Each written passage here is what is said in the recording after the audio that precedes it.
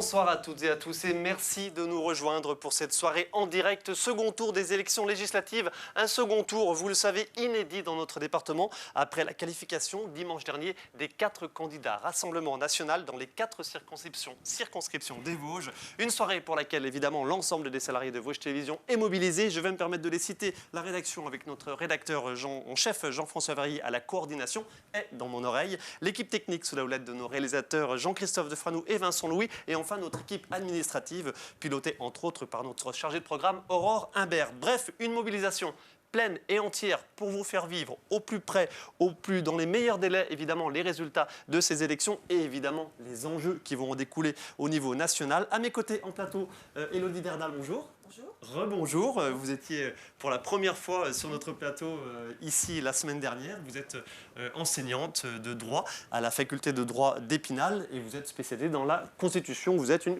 constitutionnaliste. Exactement. Première expérience pas trop traumatisante la semaine dernière, ça a été ? Ça s'est très bien passé, merci.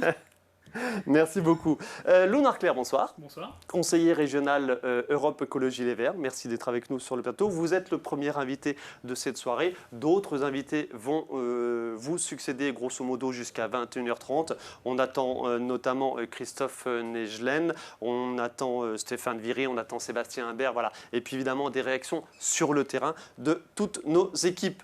Comment vous vivez cette soirée, Lou Narclair ? Écoutez, comme vous, un peu dans l'excitation de voir les résultats, mais dans l'inquiétude aussi, parce que en fonction des résultats, beaucoup de choses peuvent basculer, et à l'échelle du département, des 4 circonscriptions des Vosges, mais aussi à l'échelle nationale, parce que ça reste une élection législative, je suis un peu fatigué, avec beaucoup d'enjeux. Une majorité présidentielle où l'on ne sait pas encore si elle gardera une majorité absolue à l'Assemblée nationale. Un groupe d'extrême droite qui va fortement augmenter sans doute. Et puis voilà, des enjeux aussi à gauche. Et donc on verra tout ça dès qu'on découvrira les résultats aussi dans notre département. Allez, si vous voulez bien, on va justement directement prendre le pouls dans les circonscriptions. Direction une des circonscriptions à enjeu entre deux tours. Direction Saint-Dié-des-Vosges avec Marie-Danielle Rogovitz et Aurélie Colombel. Bonsoir, bienvenue dans la deuxième circonscription, celle de Saint-Dié. Alors qui pour succéder à Gérard Cherpion, le député LR sortant qui ne se représente pas?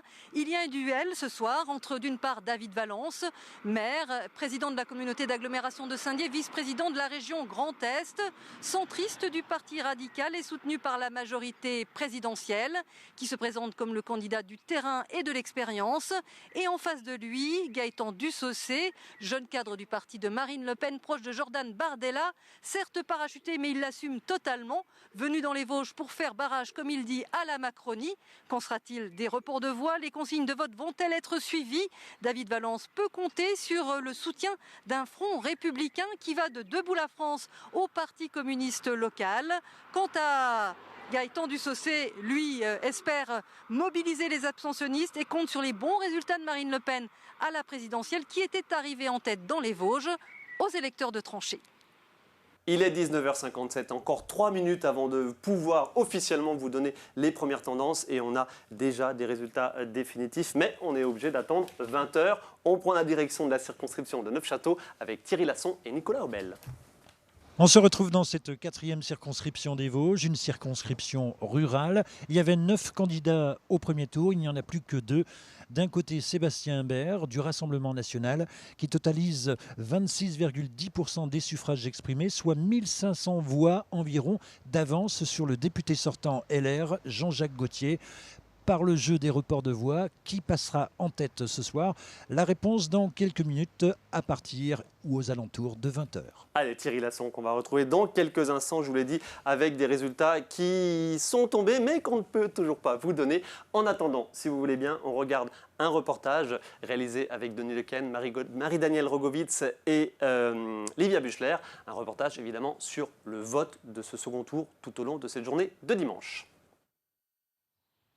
Une chose est sûre, dans les bureaux de vote visités ce matin par nos équipes, dans le village de Cerqueur, le quartier des Épinettes à Épinal ou bien encore à Neufchâteau, la chaleur a certes incité certains électeurs à venir voter de bonne heure, mais ce qui primait avant tout pour les votants, c'est s'acquitter de son devoir de citoyen.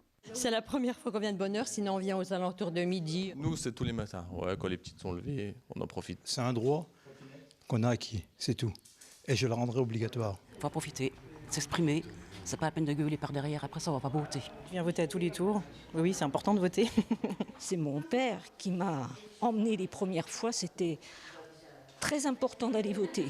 Les seniors ont plus ce sens civique que les jeunes générations? J'ai cette impression-là. Et même au premier tour, ça a été ça. Vraiment, on a vu beaucoup plus de personnes âgées plutôt que des jeunes. C'est important d'aller voter. Tout le monde devrait aller voter, qu'on soit jeune ou pas. Et pour mobiliser encore plus, dans le village de Serqueur, Madame le maire avait en quelque sorte relancé ses administrés. On avait bien fait un petit document pour les inscriptions sur les listes électorales. Là, on avait communiqué donc les dates limites pour les inscriptions. Les Vosges, ce sont 4 circonscriptions et pour ce second tour, à chaque fois, un duel. Aux électeurs de trancher, alors le choix était-il difficile? Non, pas difficile. C'était le même choix qu'au premier tour? Non plus. Pas forcément le choix du cœur, le choix de la raison? Oui, plutôt. Je savais déjà qui je votais, donc pas de problème. Oui, je pense que c'est aussi un moyen de donner son avis après les présidentielles. Donc c'est important de donner son avis après ce qui s'est passé. Je veux que mon candidat passe, alors faut l'épauler. L'importance de l'abstention sera encore largement discutée, mais question également à ceux qui sont allés voter. Quelle image ont-ils des élus, des députés et de la politique en général? Vous savez, les promesses, elles n'engagent que ceux qui les écoutent. On les voit seulement quand c'est au moment des votes. Sinon, on ne les voit pas autrement, on n'entend pas parler. Qu'est-ce que vous attendez de manière générale d'un député? Franchement, pas grand-chose. Jamais déçu des politiques? Si, bien sûr. Je suis pas quelqu'un de déçu facilement. Et on se console comme on peut. La morale de l'histoire, c'est peut-être Gérard qui l'exprime le mieux. Ça m'apporte qu'on est quand même représenté un peu. Pas trop, mais on est un peu représenté. Allez, on accueille Daniel Grumillet. Bonsoir Daniel Grumillet. Bonsoir. Sénateur Les Républicains. Merci de nous rejoindre sur ce plateau pour vivre à nos côtés en début de soirée. Cette soirée évidemment spéciale en direct sur Vosges Télévisions des résultats de ce second tour des élections législatives. Et je vous annonce que nous allons pouvoir vous donner quelques résultats. Les résultats définitifs déjà de la première circonscription. Allez, direction la circonscription d'Épinal où Stéphane Viry s'impose très largement sans surprise. Je vais le découvrir en même temps que vous. Stéphane Viry, donc le candidat Les Républicains, mais qui n'avait pas précisément cette étiquette pour ce scrutin, l'emporte avec 67,23% des voix. Élodie Derdal et nos invités en plateau découvrent ces résultats définitifs en même temps que vous, en même temps que moi. Amy Moons, la candidate du Rassemblement national, 32,77%. Ce sont des résultats définitifs.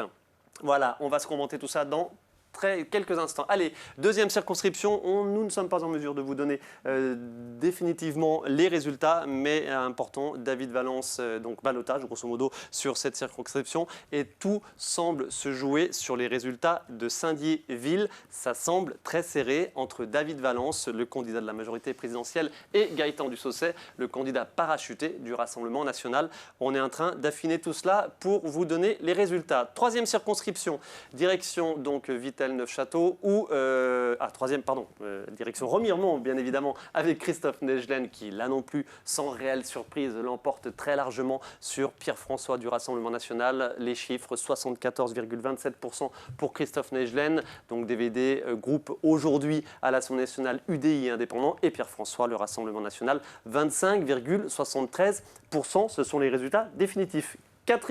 Quatrième circonscription, Christophe Nejlen, qui était évidemment le député sortant. Quatrième circonscription, là aussi, alors, score que l'on va, je pense, beaucoup commenter au cours de cette soirée. Jean-Jacques Gaultier, Les Républicains, s'impose dans ce scrutin. Le député sortant conserve son siège à l'Assemblée nationale avec 51,92%. C'est très serré, c'était très serré avec Sébastien Imbert. Sébastien Imbert, donc le secrétaire départemental du Rassemblement national, qui a engendré 48,08% des voix. Daniel Grumillet, réaction à chaud, juste sur cette quatrième circonscription, 52% pour Jean-Jacques Gaultier. C'était chaud. C'était chaud, oui, mais c'est aussi une reconnaissance du travail effectué sur le terrain. Je crois qu'aujourd'hui, plus que jamais, on a besoin de femmes et d'hommes très ancrés sur le terrain. Et Jean-Jacques Gaultier, comme Christophe Nejlen, comme Stéphane Viry, ont effectivement, en tant que parlementaires, beaucoup, je dirais, à la fois travaillé à l'Assemblée, mais aussi été proches des réalités territoriales que vit notre département. Et moi, je suis vraiment heureux des résultats du département des Vosges. On attend avec beaucoup d'intérêt le résultat définitif sur la circonscription, la deuxième circonscription. Mais aujourd'hui, déjà, le département des Vosges se distingue je dirais, du paysage national et surtout du paysage du Grand Est. Sur le Grand Est, effectivement, les LR gardent une place significative en tant que parlementaire. Mais nous nous sommes aussi distingués, pardonnez-moi, du fait de qualifier 4 candidats du Rassemblement national au premier tour. Seulement, Élodie Derdal, seulement 18 départements en France qui ont... En comptant les Vosges, il y a 18 départements dans lesquels on retrouve le RN dans toutes les circonscriptions. Mais écoutez, ça fait plus de 5 ans qu'en permanence, le débat, et ça je l'ai dénoncé, nous l'avons dénoncé, le débat, c'était la présidentielle, où il n'y a pas eu de campagne d'ailleurs. Je suis désolé. Les Français ont été privés. D'ailleurs, c'est pour ça que le mandat va être très compliqué. Il va être très compliqué parce qu'il n'y a pas eu vraiment d'échange où la population s'est, je dirais, imprégnée des projets des uns des autres. Et puis la deuxième chose, ça fait 5 ans que l'objectif du président Emmanuel Macron, qui a été reconduit, était de dire le débat, c'était uniquement lui et de jouer la carte Marine Le Pen. C'était ça. Et effectivement, on est passé à côté des vrais sujets, des sujets qui frappent les Vosges. Et le département des Vosges, c'est un département rural, complètement rural. Et effectivement, il y a un certain nombre de départements qui sont dans cette configuration. Mais quand vous êtes dans les Vosges, vous êtes frappé de plein fouet directement sur des dossiers comme le dossier énergétique. Effectivement, là, on a fait beaucoup sur le transport, mais le transport en commun n'est pas une réponse globale pour travailler dans le département des Vosges. Donc, Daniel Gremillet, je me permets de vous interrompre. Je pense qu'on aura le temps un petit peu au cours de la soirée d'évoquer un petit peu le fond. Restons sur les chiffres. On vient de donner mais ça, c'est le fond. C'est le fond du problème. Mais on vient de donner le résultat. 52% pour Jean-Jacques Gaultier. Il faut regarder avec lucidité ce qui se passe. 48% pour le Rassemblement national. Sébastien Imbert, Daniel Gremillet, Sébastien Imbert, il avait fait 26,10%. Ce sont des pourcentages. On va voir les résultats, les images au QG de campagne de Jean-Jacques Gaultier. Sébastien Imbert, il avait fait 26,10% au premier tour. Je sais qu'il faut voir aussi le nombre de voix. C'est parfaitement significatif cette évolution, 26% à 48%. C'est significatif évidemment, mais à travers votre propos, vous confirmez ce que je viens d'expliquer. Tout le débat a été effectivement, et d'ailleurs quand on voit l'accord qui est intervenu sur invraisemblable sur NUPES, avec un rassemblement plein d'opposition qui n'est pas prêt. Parce que n'oublions pas quand même qu'un parlementaire, il légifère. C'est lui qui va prendre les décisions des différents textes de loi qui seront proposés par le gouvernement. Et puis les parlementaires peuvent eux-mêmes proposer des textes de loi. Eux-mêmes amendent, je dirais, tout le parcours législatif. Et si on ne se rapproche pas de ce que vivent les gens au fond d'eux-mêmes, eh bien effectivement, s'éloigne encore un peu plus. Et donc la situation aujourd'hui du département des Vosges, je le dis, si aujourd'hui, et je suis heureux que Jean-Jacques Gaultier soit élu, que Stéphane Viry soit élu, ainsi que Christophe Negelen, parce qu'effectivement, c'est leur travail sur le terrain qui a payé, même si effectivement il y a une avancée significative du Front National, du Rassemblement National. Vous n'avez pas cité Valence, car on est toujours en attente des résultats définitifs. On reprécise qu'il est en... Ouais, non, sur ce dossier-là... C'est normal que vous ne l'aviez pas cité, on est bien d'accord. C'était le candidat de la majorité présidentielle. Non, c'est pas pour ça. D'accord. Par respect, parce qu'on est dans une élection. Moi, je respecte beaucoup la démocratie. On a la chance de pouvoir mettre un bulletin de vote. Et ça, c'est quelque chose de précieux. D'ailleurs, le vrai sujet aussi, ce sera la participation qu'il faudra quand même sur laquelle il faudra travailler. On en reparlera. Ouais. Mais je reviens sur la situation de David Valence. Et moi, j'ai pris une position très claire, sans aucune ambiguïté, parce que je ne peux pas imaginer que quelqu'un qui ne connaît pas le département des Vosges, c'est tout l'inverse de ce qui est nécessaire aujourd'hui, arrive dans le département des Vosges pour représenter des femmes et des hommes d'un territoire qu'il ne connaît pas. Mais c'est pas sérieux. Ce n'est absolument pas sérieux. On va découvrir tout cela dans quelques instants, très certainement. Avant d'aller un petit peu plus loin dans les échanges, si je peux me permettre, avec vous, Lou Noirclair notamment, quelques infos au niveau national, je vous les donne à tous les trois. Les projections de sièges à l'Assemblée nationale donnent 205 à 235 sièges pour la majorité présidentielle, donc ce qui veut dire pas de majorité absolue. Tout va être question donc de majorité relative et de difficulté, bien sûr, à l'Assemblée nationale pour la majorité présidentielle. La NUPES, donc l'alliance de gauche, de 170 à 190 sièges. Je vois que vous prenez tous des notes, c'est bien. Le Rassemblement national de 75 à 80 sièges. Et enfin, on va dire les LR-UDI de 60 à 75 sièges. Lou Noirclair, la majorité présidentielle, 205, 235, la NUPES, 170, 190. On se souvient, bien sûr, que vous auriez pu être le candidat NUPES sur la première circonscription d'Épinal. Je l'ai appris en même temps que vous, on va pas revenir là-dessus, mais je l'ai appris en même temps que vous lors du débat. Non, pas vraiment lors des investitures. Moi, je n'ai pas candidaté. Allez, on oublie, on reste sur le factuel. Par contre, je pense que... si on reste sur du factuel et sur des chiffres qui intéressent un peu plus les gens que les petites embrouilles locales, le fait que la majorité présidentielle n'est pas la majorité absolue est quand même révélateur de 50 politiques d'un président de la République et de ses différents gouvernements qui n'ont pas fait l'unanimité. Et on le voit là dans les urnes. C'était le premier président de la 5e République hors cohabitation à être réélu président. Et en fait, on s'aperçoit là que il n'y aura pas forcément de cohabitation, mais en tout cas... on a les projections de nombre de sièges à l'Assemblée nationale. Voilà. Une infographie réalisée par Frédéric Saletti. Donc pour gouverner, le président de la République, les gouvernements seront obligés de faire des accords de projets, faire des coalitions de projets, peut-être avec les Républicains qui représentent sur ces projections 78 sièges, et peut-être avec des groupes politiques qui composeront ce gros groupe de 149 sièges que l'on voit qui est identifié NUP, mais qui sera en fait subdivisé en groupes politiques de chaque sensibilité. Il y aura un groupe écologiste, il y aura un groupe de la France Insoumise, il y aura un groupe du Parti Socialiste et un groupe sans doute du Parti Communiste. On verra en fonction de la répartition des sièges dans ces 149. Une évolution passionnante à suivre. Je me permets tout de suite de vous interroger sur les quelques 90 sièges du Rassemblement national. C'est une projection, mais elle n'était pas estimée si importante. Elle n'était pas estimée si importante. En même temps, le scrutin au législatif fait que les partis les moins centraux sur l'échiquier politique sont aussi moins représentés à l'Assemblée nationale. C'est une spécificité du scrutin, et c'est aussi ce que les électeurs, en tout cas les électeurs qui ne vont pas voter, les abstentionnistes, sans doute rejettent un petit peu. C'est que quand on va voter, eh bien, notre voix ne correspond pas forcément à un pourcentage à l'Assemblée nationale. Pour ça, il faudrait des élections à la proportionnelle. Et donc là, c'est Élodie, je crois qu'Élodie a des choses à dire là-dessus, mais on y reviendra peut-être un peu plus tard dans l'émission. Donc en tout cas, en fait, là, le groupe du Front National, du Rassemblement National atteint, on verra en fonction 80-90 sièges. Ce sera peut-être le premier groupe d'opposition, et ça induit beaucoup de choses.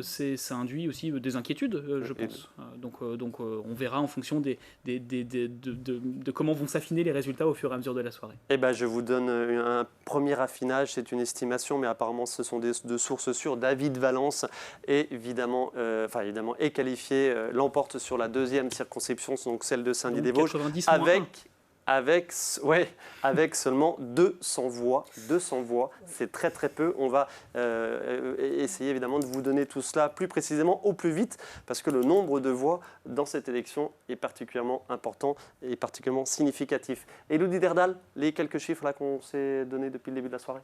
Alors, s'agissant des élections vosgiennes, donc, il n'y a évidemment pas de surprise à voir Stéphane Viry et Christophe Najlen gagner très largement. Je note cependant que Jean-Jacques Gaultier n'a pas progressé par rapport à l'élection 2017. Il a même légèrement régressé d'un point et demi. Ce qui va être aussi intéressant, je le répète, ce sont le nombre de voix entre le premier et le second tour. Et de voir le taux de participation, parce que là, pour l'instant, on ne le connaît pas. Mais enfin, je vois en tout cas que LR, UDI, effectivement, est bien implanté. C'est un 3 sur 3. Même si, pour la 4e circonscription, on a failli frôler la correctionnelle, car Sébastien Imbert était quand même largement devant Jean-Jacques Gaultier. Donc ce sera très intéressant de connaître les résultats des villes. Je pense que Vittel a largement plébiscité On verra Gaultier. très rapidement, je pense, les principales villes sur notre département. S'agissant de M. Valence, si effectivement les résultats se confirment, s'il n'y a que 200 voix d'avance, je ne serais pas étonnée qu'il y ait un recours, qu'il y ait un recomptage. C'est juridiquement... D'expérience, vous dites cela. Il y a beaucoup de contentieux électoraux qui sont présentés devant le Conseil constitutionnel. Alors la règle est la suivante, il faut saisir le Conseil constitutionnel dans les 10 jours. La personnalité qui est élue peut siéger, donc pourra siéger le 28 juin. Et c'est donc au cas par cas que le Conseil tranchera. Elle peut très bien valider l'élection de M. Valence, revoir peut-être le décompte ou devoir procéder à une nouvelle élection, une élection partielle. Daniel Grumillet, sur les résultats nationaux qu'on a évoqués, 205 à 235 sièges pour la majorité présidentielle seulement, et les LR, dont vous faites partie, 60 à 75 sièges. Écoutez, les LR, par rapport à ce qui avait été annoncé en disant qu'on serait largement inférieur à 50, c'était une très bonne surprise. Et je suis très content que le département des Vosges ait largement participé à cette capacité d'expression à l'Assemblée au niveau de nos sensibilités. Mais vous vous faites dépasser par le Rassemblement national. Oui, c'est le résultat d'aujourd'hui. Je redis la situation dans laquelle on se trouvait. La situation dans laquelle on se trouvait effectivement après les présidentielles. Tout le monde mettait les Républicains dans les oubliettes, ce qui n'est pas le cas du tout. Donc les Républicains ont fait mieux que résister. Ils ont même quelque part une situation qui leur permettra effectivement de rentrer dans les débats au niveau du groupe DLR, au niveau de l'Assemblée nationale. Et puis je vous rappelle quand même qu'il y a un travail parlementaire. On est dans un pays où il y a le bicamérisme. Le rôle du Sénat va être déterminant dans les différents textes. Quand on sait qu'on a des sujets qui vont arriver là dès cet été, comme le sujet énergétique, effectivement, on se rend bien compte qu'il y a des positionnements très différents à travers cette nouvelle configuration de l'Assemblée nationale. Alors et pourtant, ce sujet concerne tous les Français pour vivre au quotidien. On va se permettre de rappeler, si vous voulez bien, Daniel Grumillet. Première lecture à l'Assemblée nationale, lecture ensuite au Sénat, retour à l'Assemblée nationale. Et s'il y a un contentieux, on va utiliser ce terme un petit peu facile, s'il y a contentieux, création de commissions mixtes paritaires, dites-moi si je me trompe bien sûr, pour trouver un arrangement et une évolution favorable du texte. Il y a systématiquement une CMP, une commission mixte paritaire. C'est dans le cas où cette commission mixte paritaire échoue que le texte repart à l'Assemblée nationale. Mais systématiquement, il est rare que les textes soient votés conformes entre l'Assemblée et le Sénat. Donc on se retrouve systématiquement, et à titre personnel, j'ai déjà participé à un nombre significatif de commissions mixtes paritaires, et je pense à des textes sur énergie, climat, climat résilience, etc. On a su trouver des chemins pour trouver une ligne directrice pour notre pays. Donc, sauf que là, on rentre dans une période de négociation qui va être beaucoup plus intense. Elle va être intense, elle va être compliquée, mais effectivement, quand j'entends alors effectivement, d'un côté, je prends l'exemple des éoliennes, parce que c'est le sujet qui va être le plus emblématique dans les différences. Le plus grand public et le plus utilisé facilement. Oui, non, mais je prends cet exemple-là, même si je ne suis pas fanatique des éoliennes, mais ça fait partie des choses qui sont possibles, et notamment en offshore. Il faut pas en faire. Il faut le faire en lien avec les populations. Si c'est un projet de territoire, si c'est porté par les maires, par les populations, il faut les réaliser. Donc, pour moi, c'est pas une position de refus. Alors on sait que d'autres sont dans une position systématiquement... On aura l'occasion de rentrer dans le détail des dossiers. Avant que Lou Noirclair nous quitte, pardon, une question par rapport à la NUPES, évidemment. Déjà, je vais aussi commenter les résultats de LR, parce qu'ils sont significatifs de la recomposition politique qui a été induite depuis 2017 par La République En Marche, qui, tout au fur et à mesure du quinquennat, a élargi aussi sur sa droite, avec Horizon de Édouard Philippe, qui a rejoint la majorité présidentielle, et donc avec un espace politique pour les Républicains qui se rétrécit, c'est-à-dire coincé entre une majorité présidentielle qui tend un petit peu à droite, et un Rassemblement national qui grossit ses rangs, et parfois une polarisation bien à droite de certains débats, et donc ça va être une question à trancher aussi. On va voir si Éric Ciotti, par exemple, qui incarne l'aile droite du parti, l'aile très conservatrice du parti, sera élu, et ça donne beaucoup d'enjeux ensuite sur comment va être composé ce groupe et les mouvements tout au long du quinquennat, parce qu'il y a aussi des députés qui peuvent changer de groupe au cours du quinquennat, et ça on peut le rappeler, l'image là en instant T ne sera pas celle dans 3, 4 et 5 ans. Énorme sur la NUPES, énorme regret sur la NUPES, sur notre département. On pense notamment évidemment à François-Xavier Vine sur la 4e circonscription. Écoutez, sur le département, je pense que les scores étaient quand même relativement intéressants. Ils sont relativement cohérents avec ceux des régionales il y a un an, à peu près une vingtaine de pourcents, parfois 25 dans des villes comme Épinal. Ça représente quand même une attente de l'électorat, de mesures sociales fortes, de mesures environnementales fortes, de mesures de rapprochement des services publics, des mesures économiques pour le tissu des petites entreprises et des moyennes entreprises sur le territoire, etc. Et donc, c'est des résultats moi, que je jugerais encourageants. On a réussi à faire une union sur le département, à voir comment ça va évoluer ensuite. Et en tout cas, je pense que si ça évolue, ça doit se faire dans le respect, bien sûr, de toutes les sensibilités. Et puis réussir à se doter aussi d'une connaissance fine du territoire, parce que on doit pouvoir faire émerger des gens qui connaissent bien leur territoire. Moi, je suis pas tout à fait d'accord avec... je pondérerais un peu le fait qu'un député doit connaître son territoire à 100%. Oui, il doit le connaître, mais un député, c'est d'abord un élu de la nation. Il doit se prononcer sur des lois nationales. Donc, c'est pas un élu de proximité. On a trop tendance à le cantonner dans un rôle d'élu de proximité. Non, c'est un élu national qui peut aussi faire de la proximité, mais qui n'a pas vraiment de pouvoir local. Il doit connaître sa circonscription, connaître les attentes des Français qu'il représente, de ses électeurs, et transcrire ça en loi à l'échelle nationale. On doit aussi pouvoir faire de la politique locale. Pardon ? Ça fait partie de nos différences. Moi, si le parlementaire n'a pas dans ses tripes son territoire, et c'est justement le gros problème qu'a la France aujourd'hui.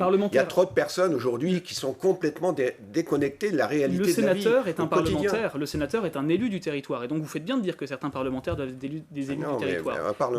Les députés, ce sont des élus de la nation. Voilà, donc on représente un territoire, on le voit. Je me suis largement opposé au parachutage du Front National sur la 2e circonscription. Je trouve que c'est aberrant qu'un élu qui ne connaisse absolument pas son territoire et qui nous vienne de Paris fasse un score aussi important, et ça doit nous interroger beaucoup.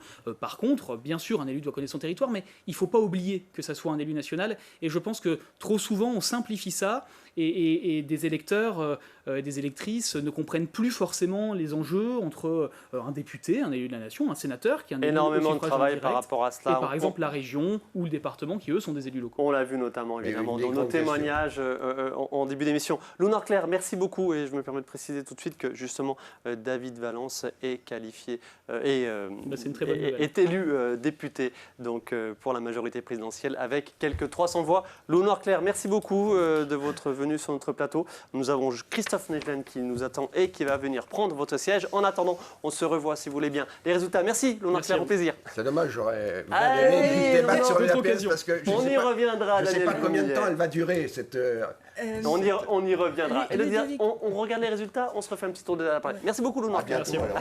À bientôt. Il va y avoir des débats cette année. On était en direct. Allez, les tableaux, on reprécise évidemment la victoire de Stéphane Viry sur la première circonscription, celle d'Épinal, avec 67,23% des voix, face à Amy Moons du Rassemblement National, 32,77%. Amy Moons qui avait réalisé au premier tour, je vais vous donner le chiffre, 20,50%, soit 12% de plus. Mais ce qui est important, évidemment, c'est le nombre de voix. On va regarder tout cela en détail très rapidement. Saint-Dié-des-Vosges, Saint-Dié-des-Vosges, pardon.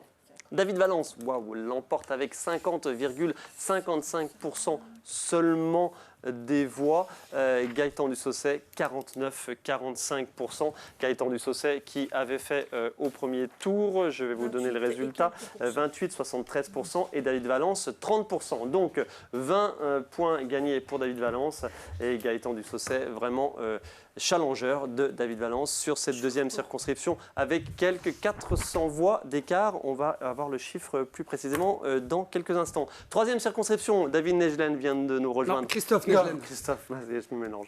Christophe Nejlen, ravi David de... Nejlen, c'est mon frère, il n'y a pas de souci. Merci beaucoup Christophe Nejlen de nous rejoindre. On va justement regarder votre résultat si vous voulez bien. 74-27%. Bon, votre victoire faisait peu de doute, on est bien d'accord. Pierre-François, 25-73% sur la 3e circonscription, celle de Remiremont. Et on jette un coup d'œil de nouveau sur les résultats de la 4e circonscription avec Jean-Jacques Gaultier, le député sortant Les Républicains, réélu avec 52%. Sébastien Imbert, le secrétaire départemental du Rassemblement national, 48%. Sébastien Imbert qui avait fait 26% au premier tour. Bonsoir Christophe Nejlen. Bonsoir. Merci de nous rejoindre sur ce plateau. Un petit mot sur votre victoire. Elle faisait peu de doute, on est bien d'accord? Non, c'est pas qu'elle faisait peu de doute. Vous savez, 47% Christophe Nejlen au premier tour. Oui, non, mais une élection, c'est toujours compliqué. D'ailleurs, je crois que si on regarde les résultats nationaux, ça confirme plutôt la vision que j'ai d'une élection. Après, c'est 5 années de travail quotidien qui payent aussi. Pendant 5 ans, j'ai été aux côtés des habitants de la circonscription. J'ai porté la voix des Vosgiennes, des Vosgiens à l'Assemblée. Et moi, je tiens vraiment à remercier les électeurs de la 3e circonscription des Vosges pour cette confiance qui est une confiance qui m'honore et qui m'oblige pendant ces 5 prochaines années à encore faire pareil et voire même faire plus et faire mieux. Vous êtes le candidat le mieux élu pour ce scrutin. On va tout de suite voir quelques images de votre QG au moment de l'annonce évidemment de votre victoire. Christophe Nejlen, donc vous allez réintégrer l'Assemblée nationale. Donc des images de Denis Lequen. Votre sentiment sur les autres circonscriptions, Christophe Nejlen? Très honnêtement, j'ai pas pu voir exactement. J'ai vu que Stéphane avait été réélu de manière assez large aussi et que c'était très compliqué, ou en tout cas très serré dans la 2e et dans la 4e. Mais encore une fois, vous savez, moi pendant 5 ans, je me suis occupé de mon territoire, pas de celui des autres, et les résultats que je regarde particulièrement, c'est celui de la 3e circonscription des Vosges. Les autres, je n'habite pas dans cette circonscription, je suis totalement incapable de vous dire comment ils ont fait leur campagne. Donc voilà, après les résultats sont ce qu'ils sont et c'est la beauté de la démocratie. C'est les électeurs et les habitants de ces circonscriptions-là qui ont parlé. Élodie Derdal, notre constitutionnaliste du soir, a une question, a une interrogation qui la taraude depuis le début de l'après-midi. Ça va être votre position à l'Assemblée nationale. Vous êtes aujourd'hui membre du groupe UDI indépendant. Quid de l'avenir, puisque ce groupe, Élodie Derdal, a volé un petit peu en éclats? Beaucoup d'éliminés au premier tour, certains étaient en ballottage plutôt défavorable, d'autres sont partis voir d'autres horizons, si je puis dire. Et je ne sais pas ce soir qui est élu parmi les membres de votre groupe UDI. Dans l'hypothèse, je pose bien la question, dans l'hypothèse où vous n'atteignez pas le fameux quota, le fameux seuil de 15 élus UDI, dans quel groupe pensez-vous éventuellement siéger? Il y a plusieurs possibilités. Vous savez, il y avait d'autres petits groupes à l'Assemblée nationale, comme Liberté Territoire, avec Bertrand Pancher, qui vient d'être élu, divers droite, je crois 55-45, député de la Meuse, où il y a un certain nombre de députés de ce groupe-là qui ont été réélus, et en mixant les deux, plus d'autres divers droites qui ont été élus, je pense à Véronique Besse en Vendée et d'autres. On a la possibilité de faire un groupe de 15. Dans les Outre-mer aussi, on a un certain nombre d'indépendants et de divers droites qui ont été élus. Donc c'est la première hypothèse. Et il y en a plein d'autres qui sont possibles. Quelle va être votre position? On sait que vous êtes... c'est exactement ce que je viens de dire. Oui, mais je veux dire... alors, concrètement, ça va être du cas par cas. Concrètement, c'est exactement ce que je viens d'expliquer. La possibilité de constituer dans tous les cas un groupe qui soit force de proposition, un groupe, et comme je l'ai fait pendant 5 ans, dès lors que les textes iront dans le bon sens, moi j'ai aucun problème à les voter, et peu importe d'où ils viennent. Peu importe qui propose ce texte, s'il va dans le bon sens, je le voterai avec plaisir. Et je m'opposerai avec force et je m'opposerai avec vigueur dès lors que le texte ne sera pas dans le bon sens, ne sera pas dans l'intérêt non seulement du pays, mais aussi du territoire de la 3e circonscription des Vosges. Et dans l'idéal, quelle est la commission dans laquelle vous aimeriez siéger? Il y en a plusieurs. Vous savez, j'ai fait 2 ans et demi aux affaires étrangères, j'ai fait 2 ans et demi aux finances, et en fin de compte, étant donné qu'il y avait tous les projets de loi de finances rectificatifs, j'ai autant fait de projets de loi de finances que si j'avais était un mandat complet aux finances. Donc après, vous savez, il y a la commission de l'éducation, culture, sport qui peut être intéressant. On a des problématiques éducationnelles aussi sur le territoire qui sont intéressantes. La commission de la défense peut aussi être une commission extrêmement intéressante. Vous mais toutes les presque toutes les. Oh non, il y en a 8. Il y en a 8, j'en ai cité que 2. Donc la ça fait un quart. Écologique, mais il y a aussi transition écologique, développement durable. Il y a la commission des lois qui est très intéressante. Donc en fait, moi, c'est pas la commission dans laquelle on va qui est importante, c'est ce qu'on y fait à l'intérieur. Donc non seulement ce qu'on fait à l'intérieur de cette commission, mais comment après, dans les textes, dans l'hémicycle, on porte une certaine voix. Donc pour moi, je dis pas que c'est secondaire, loin de là, mais peu importe la commission dans laquelle je serai, ça ne m'empêchera pas de faire le même travail que j'ai fait depuis 5 ans. Et si vous aviez une proposition de loi à faire, vous l'avez déjà fait, quel serait Elle a le été thème même votée. Oui. Vous savez, moi, j'ai des dossiers que je veux vraiment porter maintenant que je sais que je suis réélu. Les termes de plombière, pour moi, dossier extrêmement important, avec qui j'ai déjà énormément échangé avec le préfet. Il est prévu de rencontrer des personnes, des ministres et le gouvernement sur ce sujet et vraiment de trouver une solution parce que ça impacte tout le bassin de vie. Bien entendu, la santé, l'hôpital de Remiremont. Une proposition de loi qui est très simple. La taxe à l'essieu, payée par les transporteurs français, qui n'est pas payée par les transporteurs étrangers. Je veux dire, cette taxe-là, elle sert aussi à l'entretien des routes. Moi, c'est quand j'ai fait mes réunions publiques que j'ai eu l'occasion d'échanger sur ce sujet-là avec des personnes. J'ai rencontré plus de 800 personnes pendant ces réunions publiques. Mais moi, je trouve que c'est une aberration qu'une taxe française impacte beaucoup plus les transporteurs français et n'impacte pas des transporteurs étrangers qui pourtant utilisent les routes et ils les prennent forcément pour aller en Espagne ou Portugal ou dans le sens inverse. Donc des mesures de bon sens qui seront dans l'intérêt des Françaises, des Français et des habitants de la circonscription. On a un certain nombre d'entreprises de transport dans la circonscription. Christophe Najlen, Élodie Derdal, Daniel Gremier, je vous donne les chiffres de la participation. La participation, je ne sais pas si on a un tableau ou pas, mais en tout cas, elle s'élève pour ce second tour à 49,33%.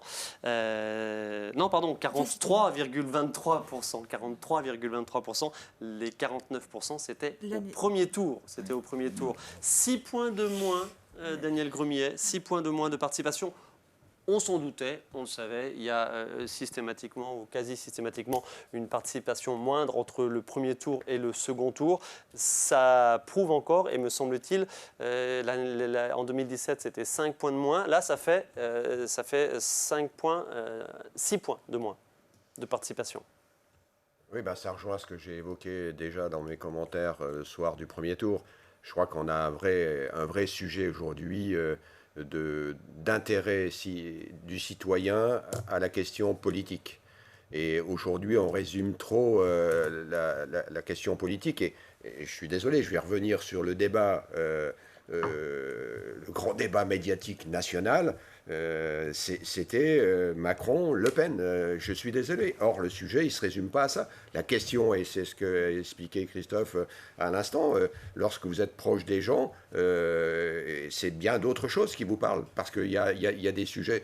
Donc aujourd'hui, il faut retrouver du militantisme, et je pense qu'il est absolument nécessaire de retrouver une forme de dialogue et d'intérêt de la jeunesse, parce que les textes aujourd'hui, qu'on le veuille ou non, ils forgent quand même le pays de demain, ils forgent la France de demain. Et il est très important que cette jeunesse s'y retrouve, qu'elle y participe, qu'elle soit actrice des choix qui sont faits pour notre pays. Et quand on voit, alors je ne sais pas si vous avez le pourcentage de taux de participation de la jeunesse, est-ce qu'il s'est accru au deuxième tour ou est-ce qu'il a continué de descendre dans les mêmes proportions que le chiffre que nous venez de donner?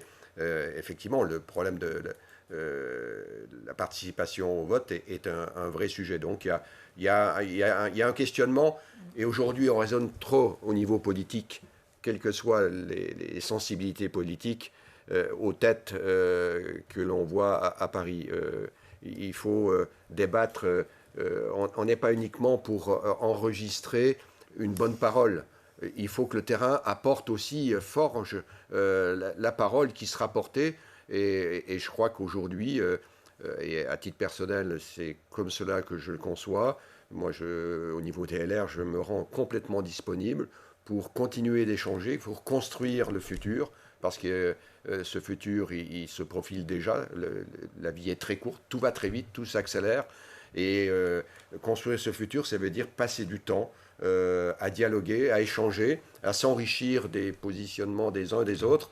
C'est ça la vie démocratique. Et c'est comme cela que vous retrouvez un intérêt au niveau du taux de participation. Daniel Gremier, j'ai annoncé 49%, c'est 46,68%.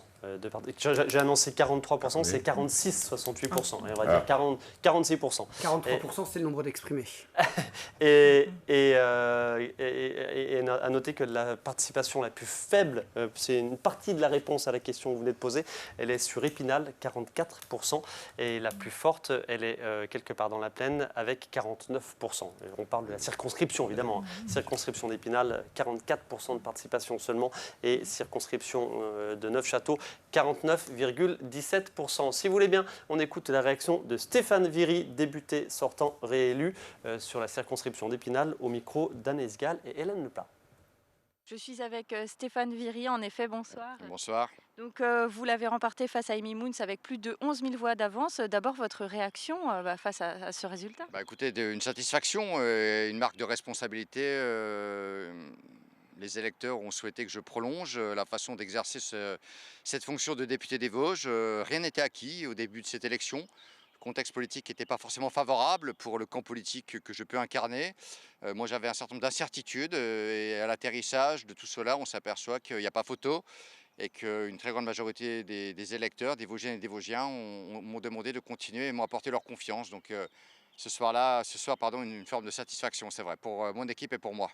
Vous disiez par rapport aux législatives de 2017, il y a beaucoup de voix en plus, c'est assez significatif d'ailleurs. C'est pour moi la donnée la plus importante. Je fais 5000 voix de plus qu'au deuxième tour de 2017, ce qui signifie que j'ai réussi à convaincre une partie des Vosgiens et des Vosgiennes que j'étais un député de terrain, que j'étais un député actif et que j'étais là, qu'il était plutôt utile de me confier la charge de les représenter. Donc 5000 voix de plus que mon score en 2017, c'est pour moi ce soir le chiffre qui me touche le plus. Mais je mesure la responsabilité qui va derrière. Hein. C'est pas un chèque en blanc qui m'est fait ce soir, c'est le commencement de quelque chose. Justement, voilà, nouveau mandat, départ pour un nouveau quinquennat. Comment vous l'envisagez alors à l'Assemblée nationale? Écoutez, je l'envisage dans l'action, naturellement, dans l'action à Paris et dans l'action dans les Vosges, avec la même méthode, être proche des gens, aller sur le terrain, les écouter, faire avec eux, les associer, tout cela autour d'une colonne vertébrale politique assez forte, sur le respect, sur le travail, sur la nécessité de retrouver une cohésion nationale, sur un quinquennat qui, je crains, sera rude pour le pays et avec des enjeux majeurs. Alors je l'envisage de la façon la plus utile possible. Il semblerait, à l'heure où on se parle, que le président Macron n'ait pas réussi son pari d'avoir une majorité absolue pour lui. Il va devoir donc trouver la solution pour gouverner le pays. On verra bien donc dans les heures à venir comment tout cela va se dessiner et comment il faudra avoir un esprit de responsabilité, parce que l'idée c'est que la France avance. L'idée c'est pas de bloquer le pays. En tout cas moi, tel est mon leitmotiv, telle est ma pensée ce soir. Allez, Stéphane Viry, 67% donc sur la circonscription d'Épinal. Christophe Naegelen, vous êtes pote, je me permettrai de dire, avec Stéphane Viry. Vous avez fait mieux que lui, 74%? Oui, Ça va être une petite boutade entre vous? Pas du tout. Non, pas du tout, parce que vous savez, voilà, les élections sont passées. Pour moi, c'est un vrai motif et de satisfaction et de fierté. Mais vous savez, plus le score est grand, plus il appelle une grosse responsabilité aussi. Et donc pour moi, je vois plus ça comme une très grosse responsabilité, cette volonté de ne pas décevoir, cette volonté de faire le travail au quotidien. Stéphane Viry, il est encarté, les Républicains. Vous ne l'êtes pas, mais vous avez énormément de points communs, la même façon de travailler. Vous savez, moi je vais vous redire, je vais reprendre ce que disait Daniel. Moi, c'est quelque chose qui a le don de m'exaspérer. On vous parle toujours des étiquettes. Oui, c'est les raccourcis que font les médias. D'ailleurs, ça tombe bien, il y avait des journalistes qui avaient fait il y a quelques mois de ça, en disant tous les deuxièmes tours des Vosges, c'était NUPES contre Rassemblement National ou NUPES contre France Insoumise. Aucun NUPES dans les Vosges au deuxième tour, 1 de la majorité. Non, mais c'est toujours facile de faire des prédictions avant et d'en faire des gros titres dans les journaux, et on voit derrière le résultat, on est complètement l'opposé et vous n'êtes tenu responsable de rien. Tout comme les statistiques au niveau national, une élection législative, c'est avant tout la rencontre d'habitants d'une circonscription avec leur élu ou avec leur candidat. Vous faites des statistiques nationales qui n'ont ni queue ni tête par rapport aux réalités du terrain. Projection nationale. Donc à un moment D'où donné... l'intérêt, si je peux me permettre, d'avoir des informations locales. mais c'est... On y est très attaché. Voilà, c'est ce que vous avez évoqué, exprimé, Daniel Grumillet, en début d'émission. C'est pour ça que faire des raccourcis d'étiquettes, c'est des questions de personnes, c'est tout. Mais pour autant, on le voit, les étiquettes, elles vont structurer le travail parlementaire. Quand on voit la répartition des sièges demain à l'Assemblée nationale, les négociations, les tractations vont être extrêmement nourries, extrêmement intenses, Élodie Derdal. Oui, parce que là, on assiste ce soir à un événement institutionnel extraordinaire. Et là, j'avoue que la constitutionnaliste que je suis est tout étonnée. C'est la fin du fait majoritaire, ce qu'on appelait le fait majoritaire. À savoir la majorité des 289 sièges à l'Assemblée nationale. Majorité relative, mais très très proche de la majorité absolue. Ça a volé complètement en éclats. Là, c'est la stupeur. Nous sommes tous étonnés. Quelles que soient d'ailleurs nos opinions politiques, de droite, de gauche, du centre, on est tous étonnés de ces résultats. Et je vous proclame le retour de la 4e République. D'accord. D'une certaine manière. Je me souviens d'un député que j'ai très très bien connu, qui s'appelait Coco Spiller. Et en 88, il n'y avait pas de majorité absolue. Elle était faible. Elle était faible. Et c'était les non-inscrits. Votre parrain en politique. Lui, plus que mon parent politique, j'ai repris son entreprise et repris son mandat 25 ans plus tard.